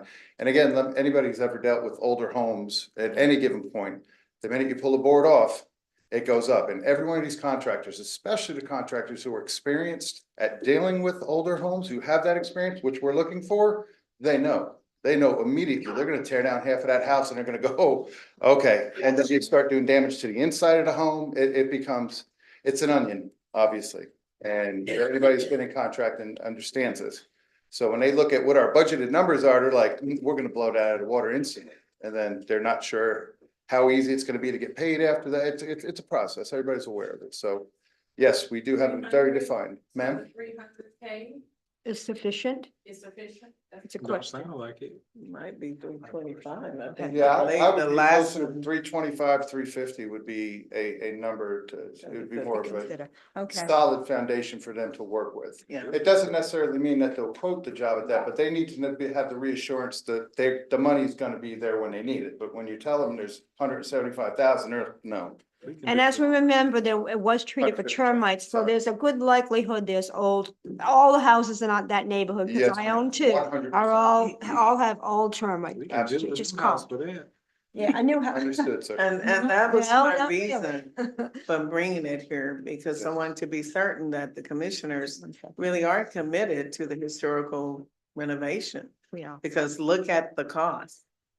but it's in the district and I'm it's, just anyway, bringing it up. Commissioner Palacia has a question. I've redone old houses myself and Yes. flipped them. And in certain situations, maybe we should look at this in the scope of what can we afford to do? Maybe do just the worst now, 1 to 2 years from now, then we tackle another part of it, but do what's mostly structural that could cause the building to fail and that type thing. Absolutely not a bad idea. If we call it out in the ITB and say, look, we do understand and that we're cognitive of the fact that there's gonna be other issues, but we just want this tackled at this point. We are not gonna exceed that. Yes, maybe that's a great idea that we do explain that in the ITB. So it is clear for them that they do understand they're not gonna be responsible as they tear off half the building to have to replace the rest of the building. Or we make the decision at that point to come in and get further future funds or further funds if it becomes to the point where we have no choice. Give them a list, a detailed list of this is all I want you to look at, this, and this, what you describe as the critical points. And say, Understood. this is all we want you to give us a bid on right now. And, we'll deal with the rest at a later date, but this is what we deem could be failure to the building and safety and Sure. whatever the case may be. And so everybody's reading off the same playing card. And then when they come back, they'll give you an answer. And then, 1 to 2, 3 years later, we go, okay, now we can tackle the rest of the pink elephant in the room. I understand and I absolutely agree with you. However, if we take all the siding off and the problems are underneath that siding, you have to take all that siding off again to get back to that problem a few years down the road. So it ends up costing you 3 times to 4 times the amount. So it is a good plan. However, how do we come up with a plan that we devised where we work from the inside out? That would be the only real way that would work. Maybe we only attack one side of that house at the time. We The did other, that. the other piece of this, though, is we have to be a role model for the rest of the community. If we want the rest of the historic district to live up to a certain standard and we're going to start fighting them code-wise, then we have to be the lead Sure. and set that standard, in my opinion. So Exactly we right. gotta be careful about that too. Yes, ma'am. I wanna make sure we do it right, that we do it structurally and safety first, but that we also know that when people look at it, they're gonna say, beautiful building, this city cares.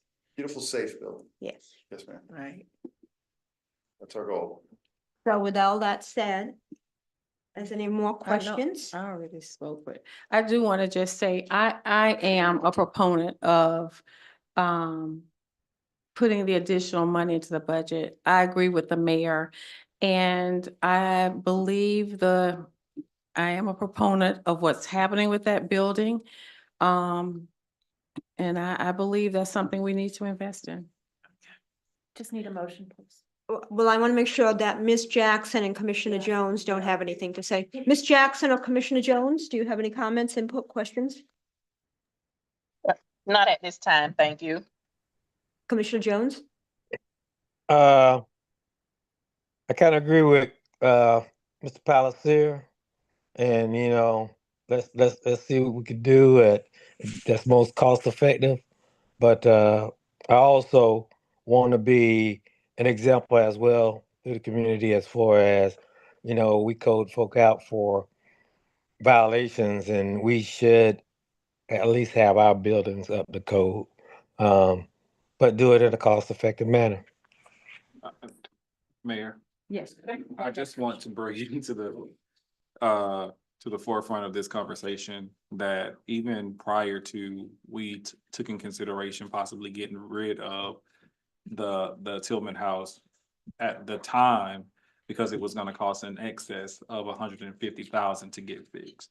So I want us to be mindful to take in true consideration what our city manager said.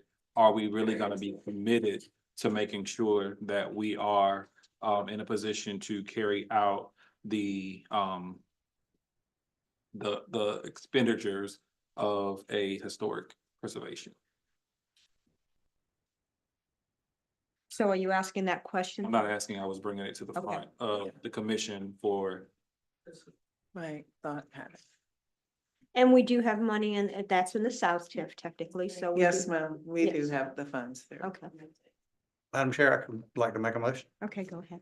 that we direct staff to go and evaluate the building from 3, maybe 4 different aspects of one-sided, only this much, whatever, break it down in several different ways that you can let different contractors bid it and come back to us with some sort of a direction of cost. And then this board can look back and say, this is how we want to attack that or that, whichever way it works out. But let them give them 3 or 4 different angles of how much we want to do and what, and at what time. That's my motion. Okay, do we have a second? I'll second. We have a motion and a second. We do have somebody that wants to make public comment. Ms. Kitchens, could you please come up before we take a vote? Allegra Kitchens, Palatka, Florida, and I'm very familiar with old houses. I live in one that was built in 1876. And as far as tearing this, few of the planks off and, oh, the whole building's gonna be torn off, no. Back in '06, I think it was, I had to have some, outside clapboards replaced. My handyman pulled them down and he found one sill that had termite damage about 2 feet and he repaired it. That was all. 3 or 4 feet up, all the way down the side of the house. Everything else was fine, 1876. The codes enforcement people found a certain number of codes enforcement problems with the Tillman house, which the Art League addressed to some degree. I think they ended up with 3 of them that needed to be addressed immediately, and that was addressed at the time. The Tillman house is not just a historical building. It is the first thing that people see when they come by boat is the historical building, yes. It is a part of the South Historic District.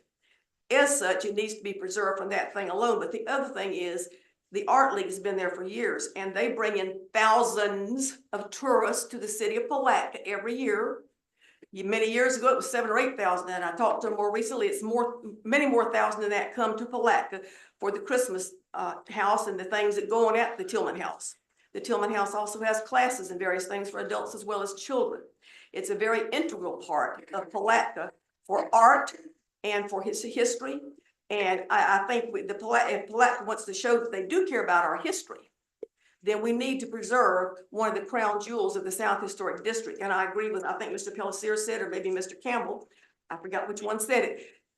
Okay, we're not replacing all the siding. Just take off the rotten siding, for heaven's sakes. Take off the rotten siding. If you find one issue, repair it, like Mr. Pelletier said. You don't need it. Oh, well, there's one rotten thing here, so we're gonna take all the siding off. No, that's just a way for a contractor to get more money. And we do have 2 local contractors. Maybe they were talked to, David Church and Conrad Van Rensburg. They do historical renovation. I doubt they've been talked to or even were called. However, you don't need to do the whole building. Like Mr. Pelletier said, you do what you need to do right away. And as far as the chimney coming off the foundation problem, no.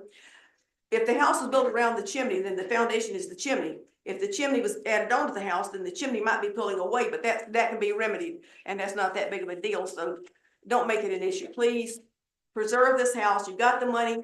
And one more question real quick. The $300,000, is that in addition to the $135,000 you got from the sale of Hammock Hall? It includes that. So it's not really 350, is it? It's just upping it to that. Thank you. Right. Thank you. Thank you. Can I say something, please? Go ahead. With the budget that was, the motion that was made, what we were trying to ask is, can we increase it? Right. The line item, I didn't hear that part. So I'm asking, can you increase it from the 155 up to 350,000? Can I amend my motion? Yes, please. That we move the spendable dollar value up to 300,000 with the conditions that staff comes back with 3 or 4 different angles of how we want to attack the repairs. Okay. So Ms. West, we have just to go through. point of clarification, there was a vote that was made, so there needs to be a vote for reconsideration. No, we didn't get, We never voted? there was no vote. My bad. There was no vote. It was just a motion. and a second. We just been here for a while. Yeah, go ahead. Go ahead. My question is,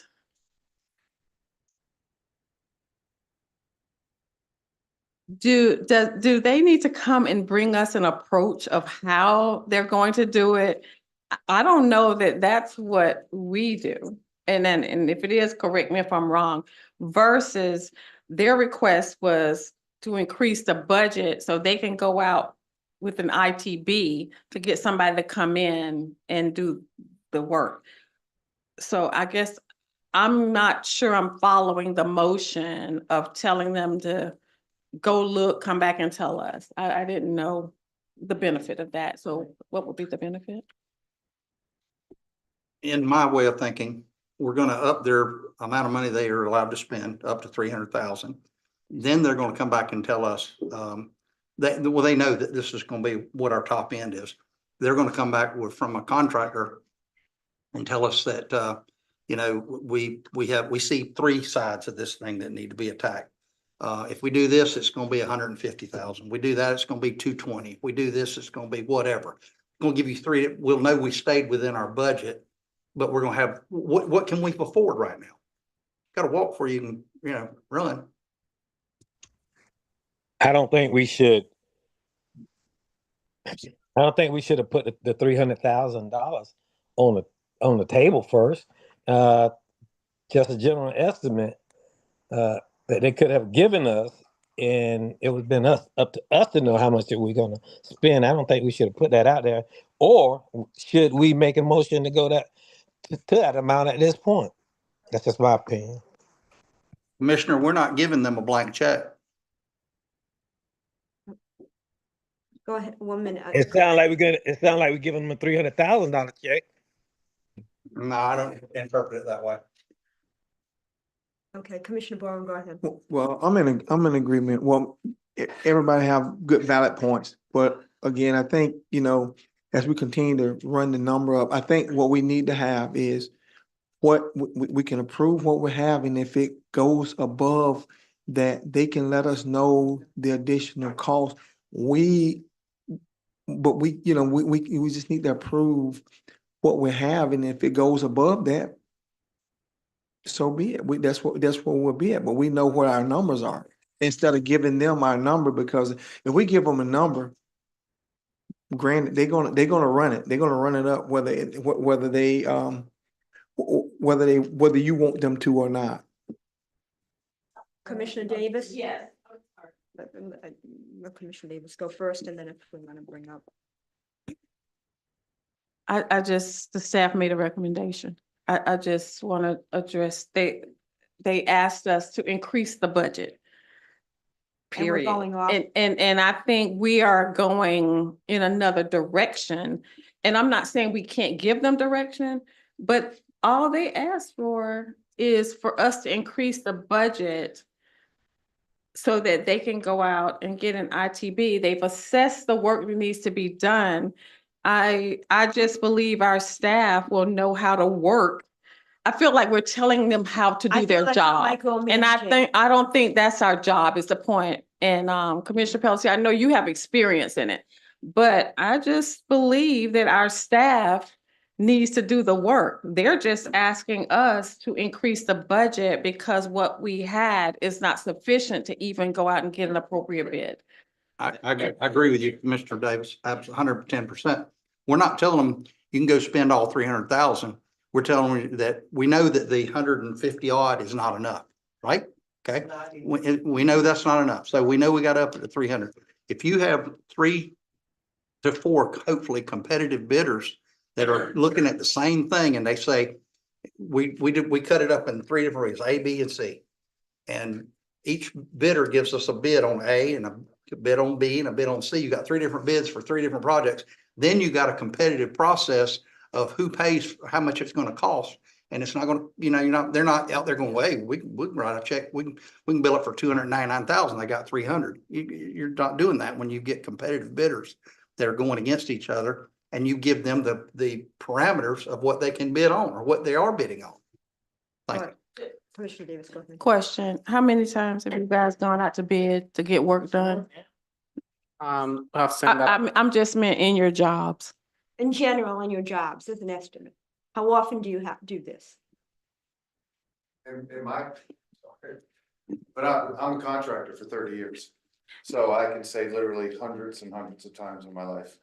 I guess. Mr. Palatka is absolutely correct. No, I know. The point I'm trying to make is as part of your responsibility to the city to be fiscally prudent with our funds. That's part of what you do in your job, I guess is the point I'm trying to make. 100% our goal. Okay. We want our best product for the best And price, period. and I think that's the point I'm trying to make. Yes, ma'am. I'm not saying that doesn't need to be done. I'm just saying I don't think we need to tell them how to do it because I think their that's job. what they I do. didn't think I was telling them that. Well, I'm just saying that's how I interpreted the motion, but I'm not saying it's giving specific direction on how they're to go out and do it. And so that was why I was asking the question. So there's a motion on the floor. I'm There's an gonna stop amended talking motion on about the it. floor. In a second, we can vote on it and go from there. So Can you But I- repeat the motion? Davis, I don't think it's our role on this board to micromanage individual positions and jobs and the folks that are in them. They do know what they're doing. I think we are just been asked or tasked to increase the budget. So, I'm missing something because I didn't know I was micromanaging well, I just feel this board might be doing that by directing to that degree. I don't, I think there's just a, But anyway, we have a vote in a I second. think when he was I think when Commissioner Palacio was making his statement, he was just giving his Ideas. idea and not necessarily direction. It's a different It's in the thought, motion. different set of eyes. It's in the motion. It's in the motion. It's not- that's the only reason I'm bringing it up. If it was discussion, Just- it's in the motion. And Just- Ms. Hayes, can you read the motion back? Commissioner Palacio directed staff to 3 or 4 aspects, different contractors, and moved up on the amended motion, moved it up to 300,000. For the. But it was also specific areas of the building. Do you want to break the motion up into two things? One, the money, and two, how do we handle it? No, I just think we No, want I to would get like the it motive. to just be one motion. Yeah. Am I wrong? I should shut up. I'll rescind it if you want to break it up and do it two No, separate no, I ways. think That we might make have it to hear- simpler. We have to hear the motion you presented exactly as it was presented. That's what I think we're asking for, to read that motion back as it was presented, and there was more detail in it than was just said. I mean, if you want to reiterate your motion, maybe that would help. Commissioner Palacio? I'm thinking, I honestly think for easier clarification for all involved, do it in two motions. I can't do it verbatim right now. I have to go back and listen to it. I thought it was recorded. If we do it in two separate motions, one, the money, and two, what kind of direction we want to give them, I think that might be more clear, more easier clarification. If Maybe. you want to, I was just saying, I think all we need to do is the money. That's all, only point I was trying to make. Well, okay, so we have a motion and a second on the floor. We'll do a vote, roll call, all in favor, Madam Clerk. There was clarification on what the motion was. Yeah. Well, that's what I was Yeah, asking. she read didn't sound quite. I can Or what? repeat my notes, City attorney is Would like trying me to share to do with that. us. Go ahead. The motion was have staff evaluate the building in several 3 to 4 different ways and come back with all the available options. And then it was amended to have the budget up to $300,000. I'm good with that. And that was amended and there was a second. Could you please vote? We're going to take a vote. Could you please give us a roll call, Madam Clerk? Commissioner Borum, Yes. Commissioner Jones, Nay. Commissioner Campbell, Okay. Commissioner Davis, no. Commissioner Palacio, Yay. Ms. Jackson, Yes. Mayor Carrera, Nay.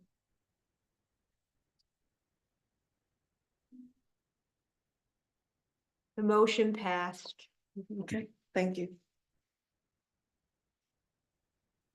Thank you. You're welcome, Yes. I think. So you understand? Basically, you all go back to what you were doing. Let's get that We're on repeat. redoing the scope, and then when we redo the scope, we need to come back here before sending the ITD out. That's my understanding. That's not, no. No, that's not. She stated what the motion was originally, but she went back and said what the motion for reconsideration or the amendment was, which was just solely for the increase. That's what we voted on. She read it in its entirety and then what the reconsideration of the motion was, which was for the increase up to the amount that was given. Am I correct, legal? That was my understanding. Right. Let's, Okay, just maybe we go back to what, where we can actually, yeah, this selecting. Go ahead, Commissioner Davis. I want to make sure we're on the same page. Forget the money, because that was in there, up to 300, right? What I'm objecting to was, I don't see the need for them to go do work and come back to us to tell them what they're given that information. That's the only objection I had. I just want to make sure we're clear. And I want to make sure I understand what the direction is from that motion. The direction for them to go do some stuff and bring it back to this board. It is, and then it's gonna go to the city commission That's after that. correct. So That's we're all I'm talking saying. Delays and We've more lost, delays. that's all I'm trying to say. Because this is a CRA board. Well, to be clear, wouldn't you like for them to come back and say, we've had this evaluated? No. I believe in their competency. And I'm saying, no, I don't believe that. And that's the fundamental difference. I do not believe they have to do that to this board. That's all I'm saying. Let me finish. Let me- But I think, let- Wait, but we're having multiple conversations. Go ahead, Commissioner Pelosi. We're having multiples. the part I'm saying, if they come back to you with 3 proposals and you're not micromanaging, then you've got to decide which one do we want to hit first? Is it project A? Is it project B or C? Does Again, that make sense? Does that clear it up or not? Yeah. So when we come to this budget, that's all we were gonna do, and they're gonna do work if the budget. and But they bring you back 3 proposals. And don't you want to decide what you're gonna attack first? Who's gonna make that decision? they're gonna make, didn't think that was included in this. Is all I'm saying. Yes, at some point in the future, when they go back and make reports. no, go ahead, Commissioner Campbell. I think and this is, and I'm gonna make a general statement. What we're trying to clean up, and I'm gonna call it out because it happened in the meeting and it happened Yeah. when staff. I asked legal to restate what the motion was, because I was trying to get clarification. The response was, we'll figure it out. We need to figure it out, hence the reason of why I asked the question, because if there was a question going out of here, it needs to be clarified in this meeting and not be taken out.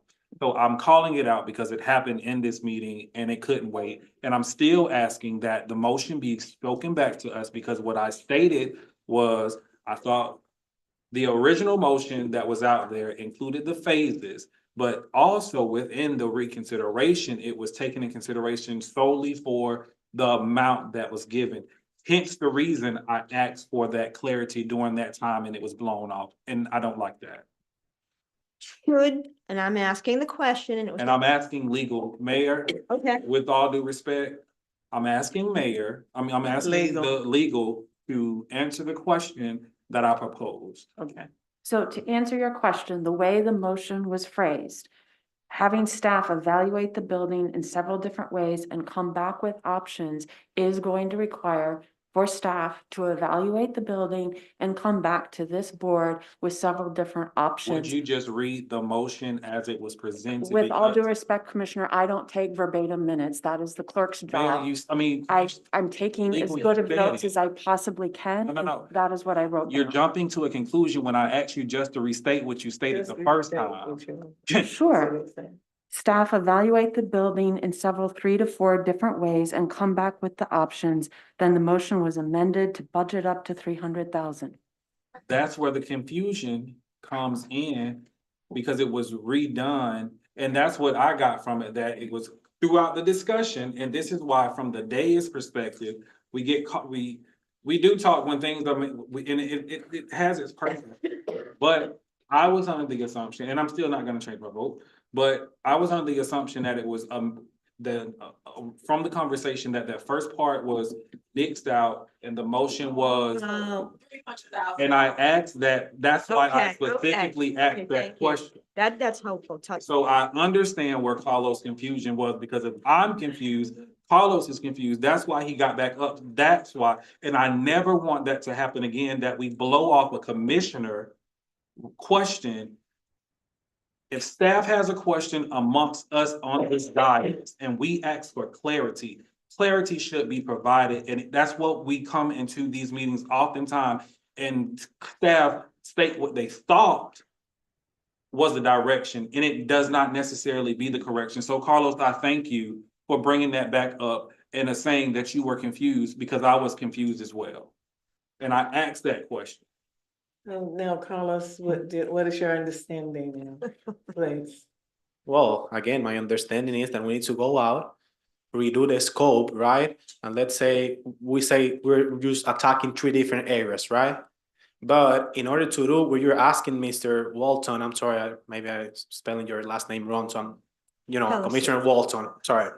But I mean, in order to do 3 different scopes, we'll need to do 3 different bids. True. That's what you're asking, right? Yes, 3 different bids for the same project, not same product. Well. same project. Same project. Same area of the building. Break your building up into 3, 4, whatever I don't know what kind of condition that building's in. I really don't. I don't know, is it about to fall to the ground, or is it just, is this, and this, or is it maybe the building's got 4 sides? Back 4 sides of it. Back one side. Because based on my experience, honestly, what I will do, it's like, okay, let's say we're attacking 3 different areas of the building, right? I'll put these 3 different areas on one bid. Exactly. So everyone will bid on these 3 different areas, Right. everyone. So let's say the lowest bidder was $450,000, right? The lowest one. We'll need to come back and say like, hey, we have 3 different areas. We have 2 choices. One is to increase the amount of money to 450, and the second one is just to reduce the scope of work and just do 2 different areas instead of 3. If that's my To understanding. make this more not micromanaged, as Commissioner Davis says, you decide where is the very worst part of this building, what needs to be attacked first, and let 3 or 4 different bidders come in and bid that spot. Whatever y'all think is your opinion, this is where we have the most critical area that needs to be repaired, and get 3 different or 4 different, as many bidders as you can that will bid on fixing just that, and take it from there, if it's within our budget. Okay. First of all, Does it's that make all sense? within our budget, correct? That- Within the that's our South Tip limitation. District, we Our just underutilized the funding for the Right. grant that came in less for the district. So, and we need to allocate all these funds. We cannot have them on the books and not use them, because we will lose them. So the money is there and available, and we want to do this right. And I hate to see it done piecemeal. And putting undue burden on staff. Let me just be real. Absolutely. I think that's putting in undue burden. I'm not saying they couldn't come to that conclusion, but now we're told them they have to do it because we voted and made it a motion. That's the point I'm trying to make. I'm very confident they would have done that if it was necessary, but now they have to do it.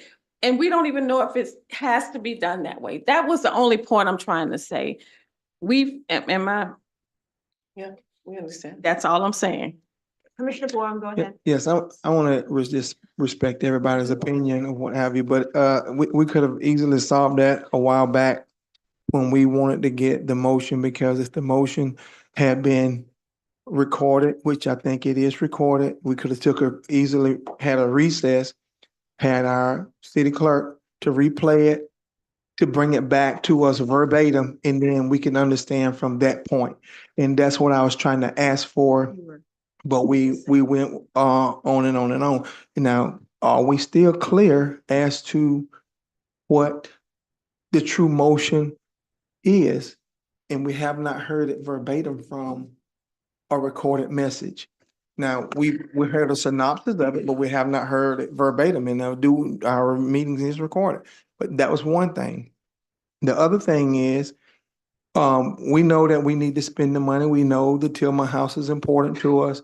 But again, we need to have a number that we are going to budget for the building.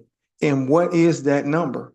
So if that number is stopping at 300, what is the number that we're going to, because if they go in and find more things, it may go to 450. It could go to 500. So we need to figure out what we're going to spend. And that's what I think Commissioner Palatka was trying to get to as it relates to that, and provide options. And I think that's where he was trying to go with that.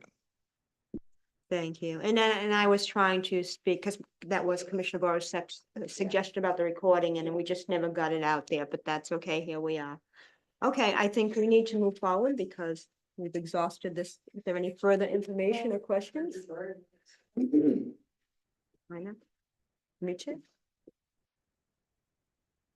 We're gonna move forward. That's okay. We have a motion that was approved. Okay, thank you. Thank I you. mean, if there was, according to the Robert's Rules of Order, if there is any confusion with regards to a motion that was made in a vote, there could be reconsideration of a vote. Correct. Correct. Correct. It appears that there was a lot of dialogue that has transpired that there should be a reconsideration of vote Okay. just- based on the conversation that has come as a result of the vote, the motion and the vote that was made. So again, if we are not in it, I mean, if we are not satisfied with what it is, because there was some information that was provided, and Attorney West, I apologize. And I was only asking because I asked the question to say what you said, because you are the most close to it. So again, I would like to make a motion, Mayor, that there be reconsideration of the previous motion and vote that was made due to information that was provided from staff after after the official vote. Okay, we have a motion to reconsider the previous vote. Do we have a second? Y'all missing the point to clear it. I know, I get it. A second. We have a motion and a second. Any further discussion, or can we take a roll call? Go ahead. This is just a motion to reconsider first. Right, this is for the question, and I think when we talk about, because we could have missed some a crucial or critical point that Commissioner Palatka made, and we never really heard the motion verbatim.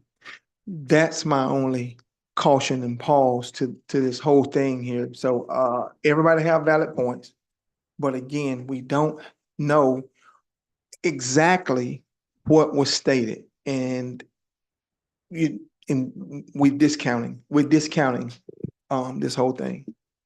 Go ahead, Commissioner Davis. I seconded the reconsideration for discussion. I'm not in favor of reconsideration, and that is only because we fully discussed this. The point I was making in my discussion is whether the stipulation was verbatim or not. I was simply saying we only needed to approve the recommendation of the budget without any further direction. That was the only point I was trying to make. And so whether we had it verbatim or not, I was just stating I didn't believe we needed to give any direction at that point. I will also say one of the things I've asked, and Ms. Carter, we've talked about this with staff. When they come with a recommendation, we need a full recommendation, not what we can tolerate. I do agree to the point with Commissioner Palatka that, and that's why I asked the question, is 300 enough? And then I heard 325, 350, which tells me we don't know. But again, I was in favor of increasing the budget because you're right. Number one, we have the money. Number two, I believe it's important that we do this work on that house. So that's the only point I was trying to make.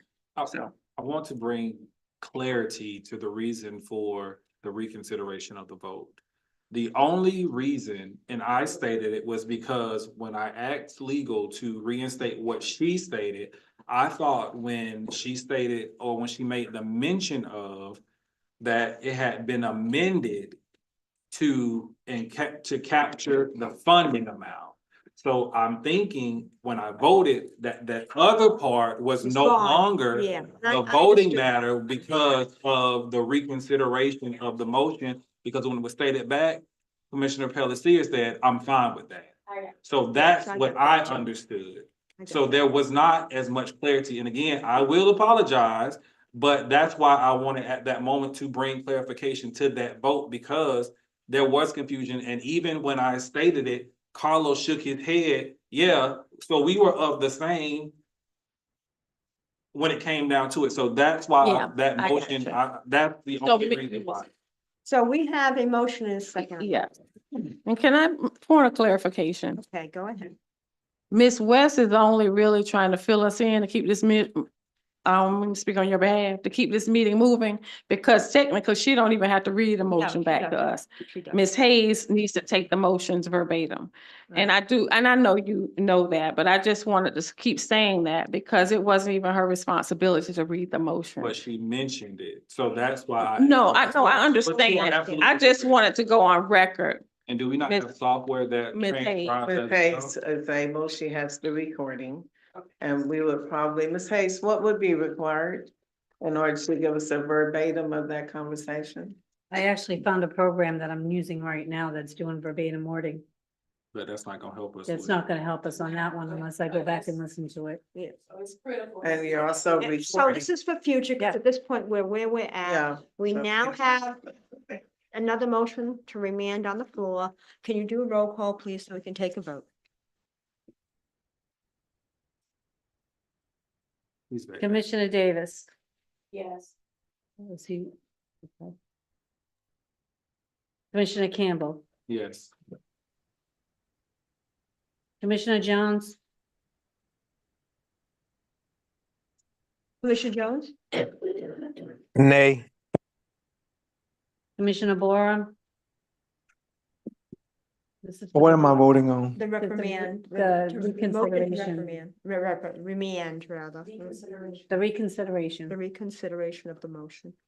Nay, nay.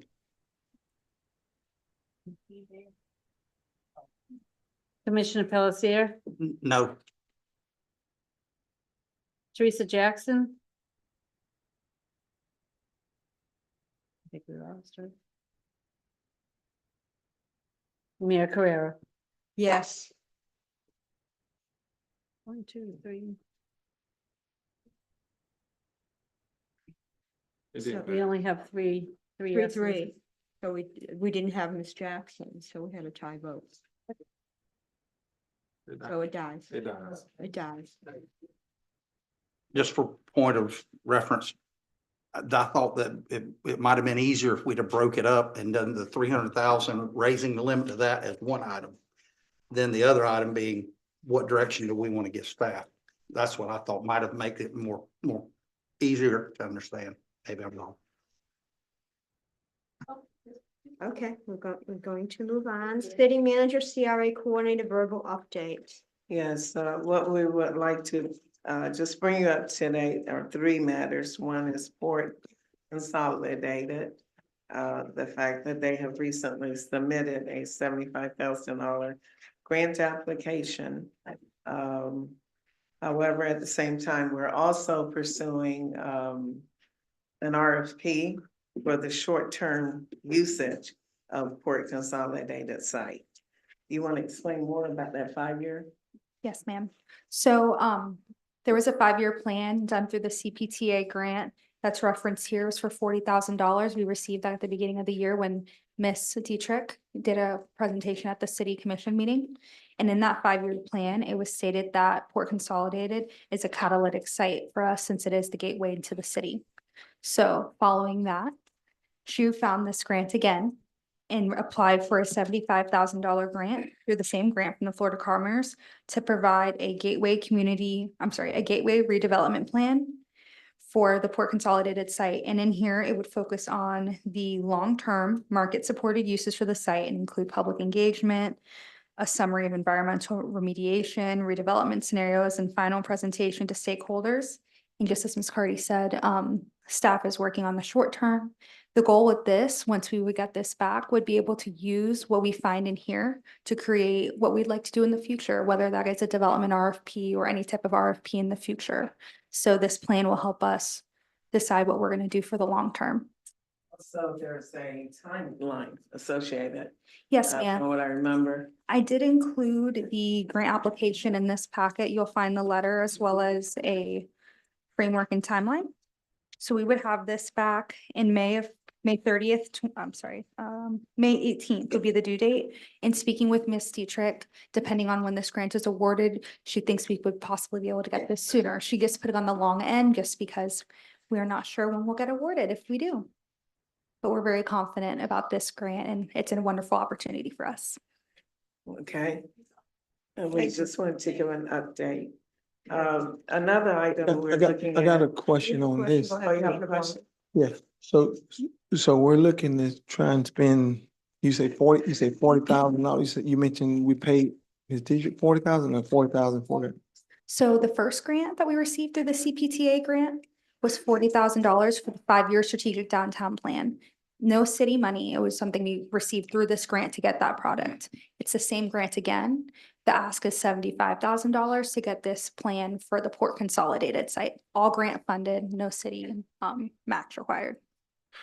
Right, but there's a lot of work that need to go into that facility in terms of electrical, plumbing, roof, mold, all of those things. There's a number of different things that's wrong with that, and it's in the report that was written up. So in addition to the Brownsfield petroleum stuff that we have to still deal with, still phase one. So we got to figure out how much we want to spend, and we could just put the building up for sale. Have we thought about that? So Because- yes, we've had all kinds of conversations in a staff setting. However, it's better if we would bring the expert in and let them explore the options, put it in writing for us. And then that individual, and this is the health associates, they will come back and do the presentation and give us all of the various options that we can pursue for a long term. But additionally, instead of the building just sitting there as it is now, we do have potential for short-term use. So we're looking at that as well. Using where we are with the remediation. The remediation is not in the building. The environmental hazard has been reduced to the point that it's only on the site, not inside the building. Have we done a true assessment of the building? True assessment? There may be a need to do further, but there has been an assessment done. Now, whether it's the most detailed and all of that, you know, I'm. The one that I read, I'm not friendly to what I read, but if we had somebody to come in and do a true assessment of the building, that's what I would like to have. I'm not even happy with what was in the packet when the swap happened. Okay. So that's where I'm at with the electrical, the plumbing, the roof, all of those things. Thank you. Anybody else have any questions or discussion? I'd like to piggyback off of Commissioner Borum, as well as when we run into issues with the neon sign that you're about to construct, you know, we come to find out that the assessment or the appraisal hadn't been done or completed on that building. So, I kind of agree. We need to actually come back and devise a plan. It seems like staff have, however, but I think the commission needs to be trying to understand what decision we're going to make. To let him finish if we ain't understanding what he's saying, so we need to act. We need to let them So we need to know. let him know that we can't hear. Can you text them, put it in the chat? I mean, I'm reading what he's. I'm saying. reading that and I don't understand. It's too small. But can she put it in the chat that we can't hear him? Okay, I understand. You can't hear me? It's a little better now. Yeah, it's a little better, but as Wow. loud as you can. I move that we get our audio fixed. I mean, we've been putting money in it, but it don't seem like we fixed it so it could be usable during these times. What I was saying, I agree with Commissioner Borum on the short and sweet. I agree with Commissioner Borum. One last thing. And one last thing, I mean, I get different things from my city manager. When we speak about different things, when I meet with you, I get one thing and then we get here and there's another thing, but we need to circle back around. I need for you to take positions on things and let's not be playing around 1 foot in, 1 foot out. We need to really look out for the best interest of the city. Okay, I And am leadership doing that. matters to me. I am doing that. Thank you. An additional item is landscaping and ground maintenance in the 3 CRA districts. We want to try to improve the appearance of the 3 districts. And even though we currently have a contract with Fudge Landscaping, it's very limited. It's just from Riverfront to 11th Street. So we're looking to expand, would like to put flowers up. So is there more things that we would like to do to just try to make the environment, be more friendly and beautiful? Yes, sir. With that statement, I want us to be real cautious about the type of stuff that we utilize, because there have been some extensive conversation with regards to some of the pots and all of those kind of things, and how it does not just look aesthetically pleasing, because I'm not sure if the rotation of work is not being fulfilled or how that works. But I really want us to take in consideration as we move forth and look for something different, that we take in consideration how often the rotation of maintenance, that's the word I'm looking for, of maintenance, when it comes down to the beautification. Everything look good for a season, but when it's out of season, it tends to make everything look a little. We may ask for the help from IFAS, from the Extension Center. The right plant, right place is kind of their mantra for this climate. And I think it would be helpful. Wendy lives right downtown. She's the Extension Director. I think it would be helpful to reach out to IFAS, to the Extension Center, and ask for their thoughts and inputs. The Master Gardener Program might be willing to volunteer and come in and help, so it might be worth doing that. Yeah, There is a lot it's of coming feedback. from my mic, honestly. I don't know why. That might be. It's why. coming from mine. I don't know what I'm doing to Okay. it, so I apologize. Okay, go ahead, Commissioner Davis. In terms of plants and maintenance at the riverfront, those big bushy trees, can we again talk about, meet with somebody to determine the best shrubs or what should be there? They're just big and everywhere and things are hiding under them, and yeah, it's not, Yes, I don't think that's the appropriate plants to be there. Do you know what I'm talking about? yes, ma'am, Okay. absolutely. So I'll address a few things with that. So, I 100% agree with you. I'll start at the very beginning if that's okay. So I met with Fetch. So just like Ms. Cardy originally said, we do have a contract with Fetch where they're just pulling weeds, cleaning things up here and there on St. John's Avenue only from the riverfront, right before the clock tower. They're not touching the clock tower, anything over there, all the way into 11th. And then they're doing 3rd Street, like the actual 3rd Street. What I'm proposing with them, I met with them on Thursday and we did a walkthrough up and down St. John's Avenue on Thursday. And we want to include all of those side streets so they're maintained. I did express to her that we are doing a streetscape, so we want to just clean up what we have on St. John's Avenue since we're going to be investing a lot of money in the near future on that. To the flower pots, we did, so before I started, but when I did start, I did complete some invoices for those flower pots. There, we have a contract with Revitalize Historic Palatka, and I believe Miss Kathy's here and she may be able to speak to that. But our role was to buy the pots and buy the flowers and put them in there. In my understanding, it was the flowers that they requested and it was signed off on. And then it's their responsibility to maintain those. My understanding is that there was a little bit of a miscommunication that just came to my attention this past week, that there wasn't water in those pots. Those are self-watering pots. That has now been resolved and the flowers are looking much better. But it is their responsibility to maintain the pots as well as the plants inside of those. And I'll give her the opportunity to speak if you all would like. The next part is at the riverfront, those plants that are there. Walked with Miss Jennifer from Futch.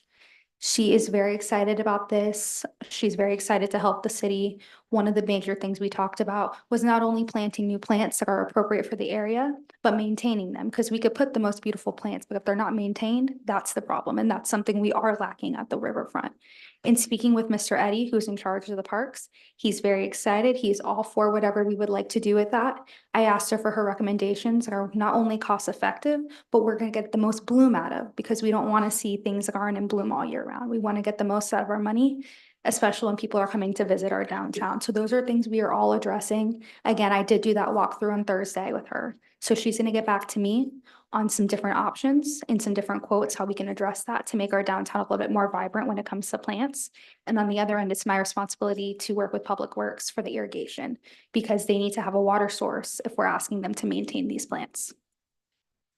Any further questions or discussion about the plants? And then finally, the finding of necessity study. We are asking them to help us and do a better, they have more information than if we did it. So they're going to compare or prepare a preliminary 10-year estimate of potential tax increment revenues from the proposed expansion area. The revenue projections will be based solely on historical growth trends and current property tax structures, with that identified area in the RFP that they already was working on. Our primary concern with them, they will be presenting in that budget meeting, right? August 27th budget workshop. Right, yes, right. And tell what they're gonna. Yes, so they will go over all of the things Ms. Carty discussed, which you'll find on the backside of the verbal report, staff report.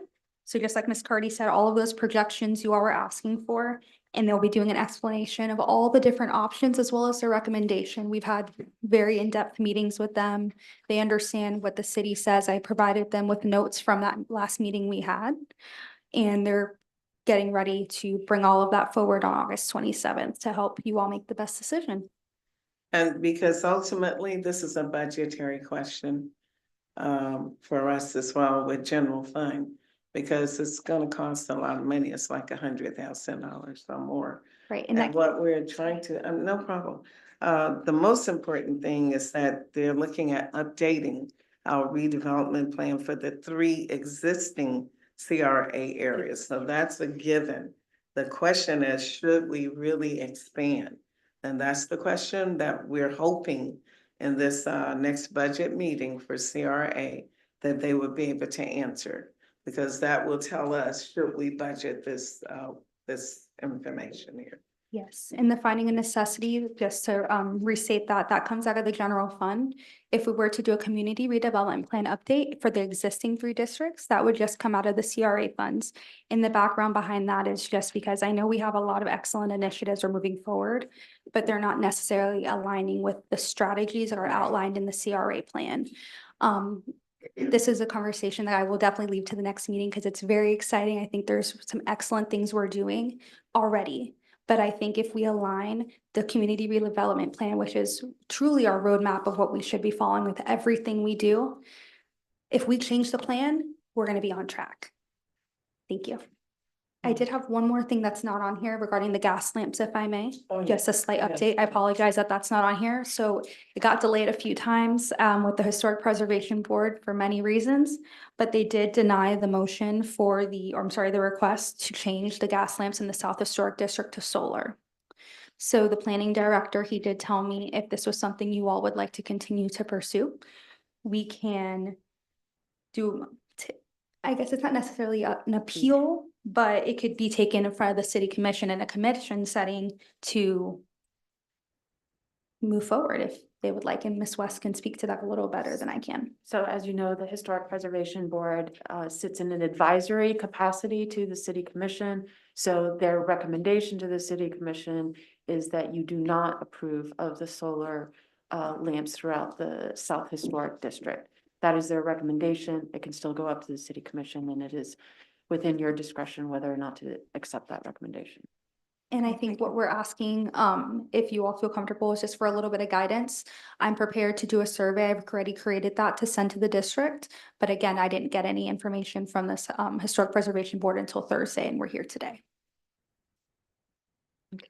Do you have something, Commissioner? Yes, did they have any thing that they can reference, the reason why that they disapproved of the gas lamps? Yes, their reason was is they didn't feel that that solar was appropriate for the historic district, that the option of solar is not historically relevant. But we've heard that before. However, those lights are not historically original. They were added in whatever the 90s. Yes, that's what I was told, but that was their reasoning for denying the item. They And were they not original to the neighborhood. they did get support from the other members for that. That's out of. So, yeah, so they want the gas lights, they just don't want to be solar powered. Correct. Correct. Yes, ma'am. Yeah. Yes. Correct. Thank you. Did you want to come up, Ms. Allegra?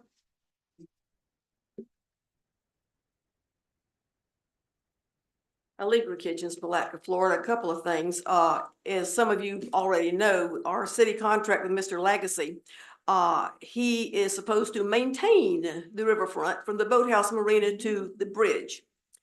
If he is supposed to maintain the riverfront, I would think that would include the landscaping and watering it. So that needs to be checked into, I believe, before we hire Futch to do also the riverfront. So no problem with it, but just double check that we're not duplicating our actions once again. The other thing, or two things actually, the CRA is talking about expanding. At the last time this came up, you still had a legal description for west of the railroad track, which includes my area.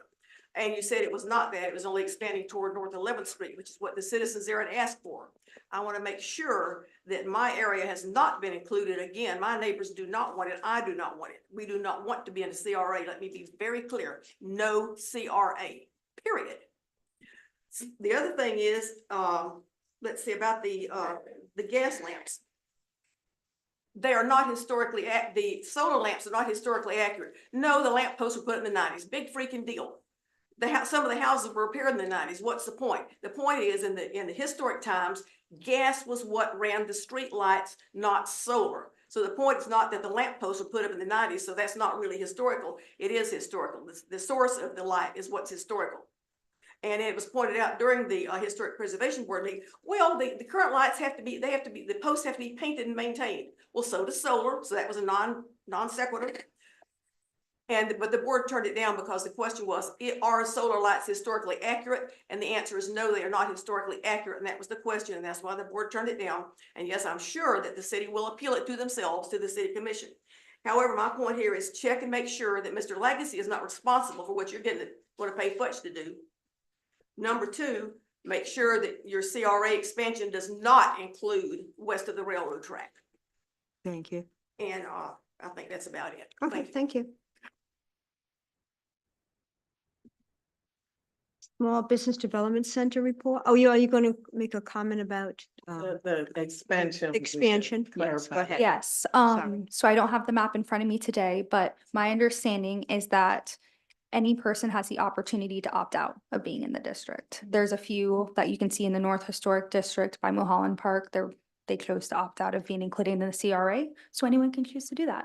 And then I just wanted one thing just for direction. Would you all like me to move forward with the survey? And maybe that will help with if you chose to do the appeal process. I know there is a time frame on that. Ms. West, do you know what the timeline to move forward with an appeal, if they would choose to do so, would look like? Or if that's not something you're interested in, I will not move forward with the survey. The city would have 30 days to file an appeal. Okay, thank you. The necessity of need finding, though, I think Ms. Kitchen's question was the Expansion. the extension, the boundaries are basically going north. It's not going in the direction of the south. I don't have the map with me today, but Ms. Kitchens, I'm more than happy to provide that to you tomorrow. Okay, I'll give thank you my. That's kind of the I'll get your question. email. Where are the Yeah. where are the projected boundaries? Right, and I don't have that with me today, but I will provide that to her tomorrow. Okay, thank you. Thank you. Small Business Development Center report, Mr. Paul.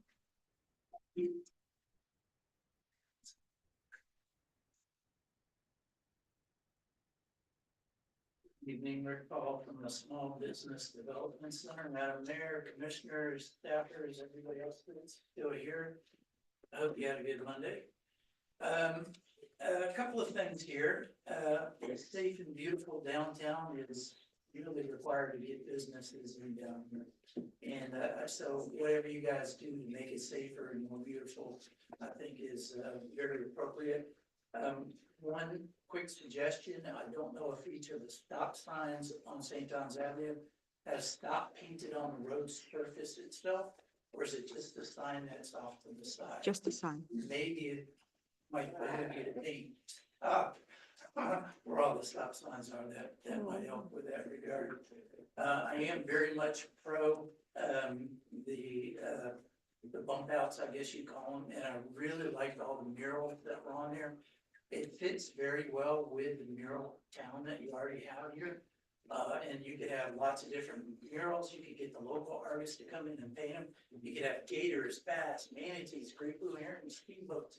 You could do anything you want. In fact, you could impress the city last year with all their benches. And they had local artists come in and paint the benches and stuff like so. I think that's a pretty cool thing. As far as my stats for this calendar year, not your fiscal years, my calendar year, I've had over 163 new clients. As far as money gained, if it weren't for a fellow consultant that happened to muscle his way on clients, I would be number 2 in the area with about $9 million. Right now I'm at 1.7. Same thing with new business starts. I'm really encouraging people very strongly to say that we helped them out when we did help them out. I'm still missing 3 or 4, but I'd be number 2 for the 18 county region in new business. And my number of hours are a little bit lower. That's because I've had 10 workshops so far this year, and I'm spending at least 10, 15 hours per workshop. The last workshop I had, was at the Zero City Brewing Company, the social. We had over 80 people attend there. Very good, very successful workshop. As far as new workshops coming up, I don't know if you remember or not, last year I've been working very closely with Donnie Anderson and all the SBA staff in our region. They've been holding quite a few workshops here. Last year we had an SBA lenders forum that was just for the lenders. The next workshop we got coming up in early October is going to be access to capital, which means that the people who are looking for loans can come in and talk to one of these lenders. So that's going to be very interesting. With that, I know that it's been a long evening. Thank you for your attention. Are there any questions? Are there any questions of Mr. Paul? I think we're all set. Thank you. Thank you very much. Palatka Police Department, Community Oriented Policing Service, Cops Unit Report. Chief Shaw. Good evening. Good evening. For us, first, thank you for spending this time here to get all these issues on the first day of school. I know most of you are tired. Those who have to deal with school or have to deal with traffic, such as I, and have to deal with children. We like to say thank you for being here, and I'll try not to take up too much of your time. My report is in your, been submitted in your folder, but I'll touch on some highlights. The first thing is we've increased visibility in the area. We have 2 officers who are now spending 95% of their time in the area. We are still looking to move forward with the full-time CRA officer, but we are making sure we provide that opportunity to the staff, or sorry, to the residents and business owners that we make sure we get coverage for them during this period of time. That increased, coverage has resulted in more consistent engagement. We are communicating with the business owners and the residents on a regular basis. Whenever issues come up, we not only make sure we follow up on them, but we go meet with them so we can get a further understanding of what they're seeing and what issues that are occurring, so that we can then become and create problem solving to make sure we address those issues. To that, I think the engagement has been beneficial for both relationship building with the residents as well as the business owner, and has been beneficial in the problem solving and the fostering of a safer environment for everyone. Outside of that, we did bring this past 30 days event to the downtown area, which was our national night out, and it was a very, I like to say it was a very positive, successful event. And I thought it was something that guys, those officers who worked in that area strictly worked them on that project. So it's something I was very appreciative for. One of the best national nights out that I've seen in my career. And I thought that it spoke on what they wanted to do and show for the downtown area. Other than that, if you have any questions, I'm willing to answer any questions you have. Any question? I concur on the National Night Out. I think it was a great event and the community really turned out and seemed to have a great time. So thank you. Any questions? Thank you. CRI District's Code Enforcement Report. Good evening, board. My name is Sarah Barkley, Supervisor and Code Compliance Officer. Just recently started, new face with y'all, just recently started in March of this year myself. Give you a little update of what the code enforcement is doing. I have recently been assigned to CRA district. 80% of my complaints or whatever, I respond to them. So, but I also go elsewhere as well, also my other colleagues. So basically, we all still attend the area. I just focus more so on there and working with them and trying to get things good. Things we've been doing is going around the communities, identifying ourselves, identifying complaints, talking with the homeowners, basically educating them, passing on any information we can provide them, and any guidance they needed for like fixing problems, issues, or anything like that they might have to ask us about. So districts put up for y'all, the North Storage District, your Central Business District, I forgot those, not just Storage, the Business District, and your South Districts. Recently, we have working 6 active cases in the North District. Going on right now. In your Central Business District, we're actively working 20 active cases in that district. And in the South District, we have 16 cases. Something new, in case you're aware of, like what else we do. Our system we have is called Network. So basically, any citizen can go on there, file a complaint, look up an issue or whatever. This is basically we say ask what our code compliance people we do. There's some activities that we do. This is just I've broken down for just the CRA districts. We do courtesy notices, emails, general letters, inspections in person. So you can see more of our interaction. You know, we're going out door to door, talking to people, calling on the phones, emailing. So this is something it's in the system, which we're getting used to putting them in there. So it's something that's tracked. So when you call and ask us, hey, what are you guys doing? We can call and say, hey, this is what we've done for this month. And that was just for the CRA districts. The next one, our overall, basically, the whole district, the whole city in general, since January, 340 cases and different areas we've been doing. Like I say, this is something we started tracking everything. So when you call and ask us, what do we do? Do we ever go out to houses? Do we ever go re-inspect? Do we ever send out courtesy emails? Do we call you on the phone? Do we send letters? And basically just, we'll break it down for you and tell us what we do. Fortunately, the place in there, we do also do liens. Unfortunately, we haven't been keeping up that. Miss Jane, she's been killing it. I know for a fact she's had these 10 probably the last month or so. So it's something new that we're putting on there, and we appreciate her help. And I know she hates us because we're killing her and sending her. But, working on getting everything done, as Ms. Odom stated with CRA, they're working on different things to get with the programs with the, communities, grants and stuff like that. So we're working together, hand in hand with each other to make improvements in the communities and for our input and also her input basically at the same time. And also as a code enforcement, we're trying to, as our little group, as we try to get our head above the water for our cases and everything, we're gonna implement something where we, as our group, we go out to the community and give back. So we're working on something along the lines of that, and we're in-house work kind of thing, and we gotta go with this Jane or legal, see if there's things that we can do. Basically, we're gonna volunteer our time to go out to a community anywhere, because we don't just focus on this, we got full sleep about it, so it doesn't matter where you're at or where you're from, if it's a house or somebody we think needs our help or assistance, that's what we're gonna do. We got it and volunteer our time and our help to give them to come back into compliance and do whatever we can. Our team, Miss Christy Lowe, myself, and Miss Browner, she also knew when her and I started at the same time in March. And that's just a friendly update. If you have any other questions, I'll answer any other questions you all have. Does anyone have any questions? Mr. Pataglia? Thank you. Thank you. Thanks, appreciate it. Financial report for the 7 months ended June 30th, 2025. Ms. Pierre? Can everybody hear me? Yes. Okay, good evening.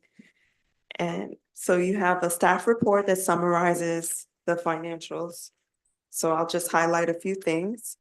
On page 1 of 4, the total budget is $2,188,828, and that is 43% of the budget realized. We have current year-to-date revenues of $931,000.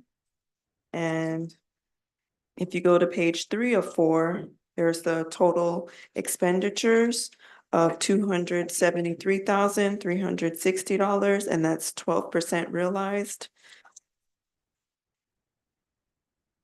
And then on the last page, we have our net results, current year to date of $657,743. And with only 3 months remaining in the fiscal year, that doesn't give our CRA coordinator much time.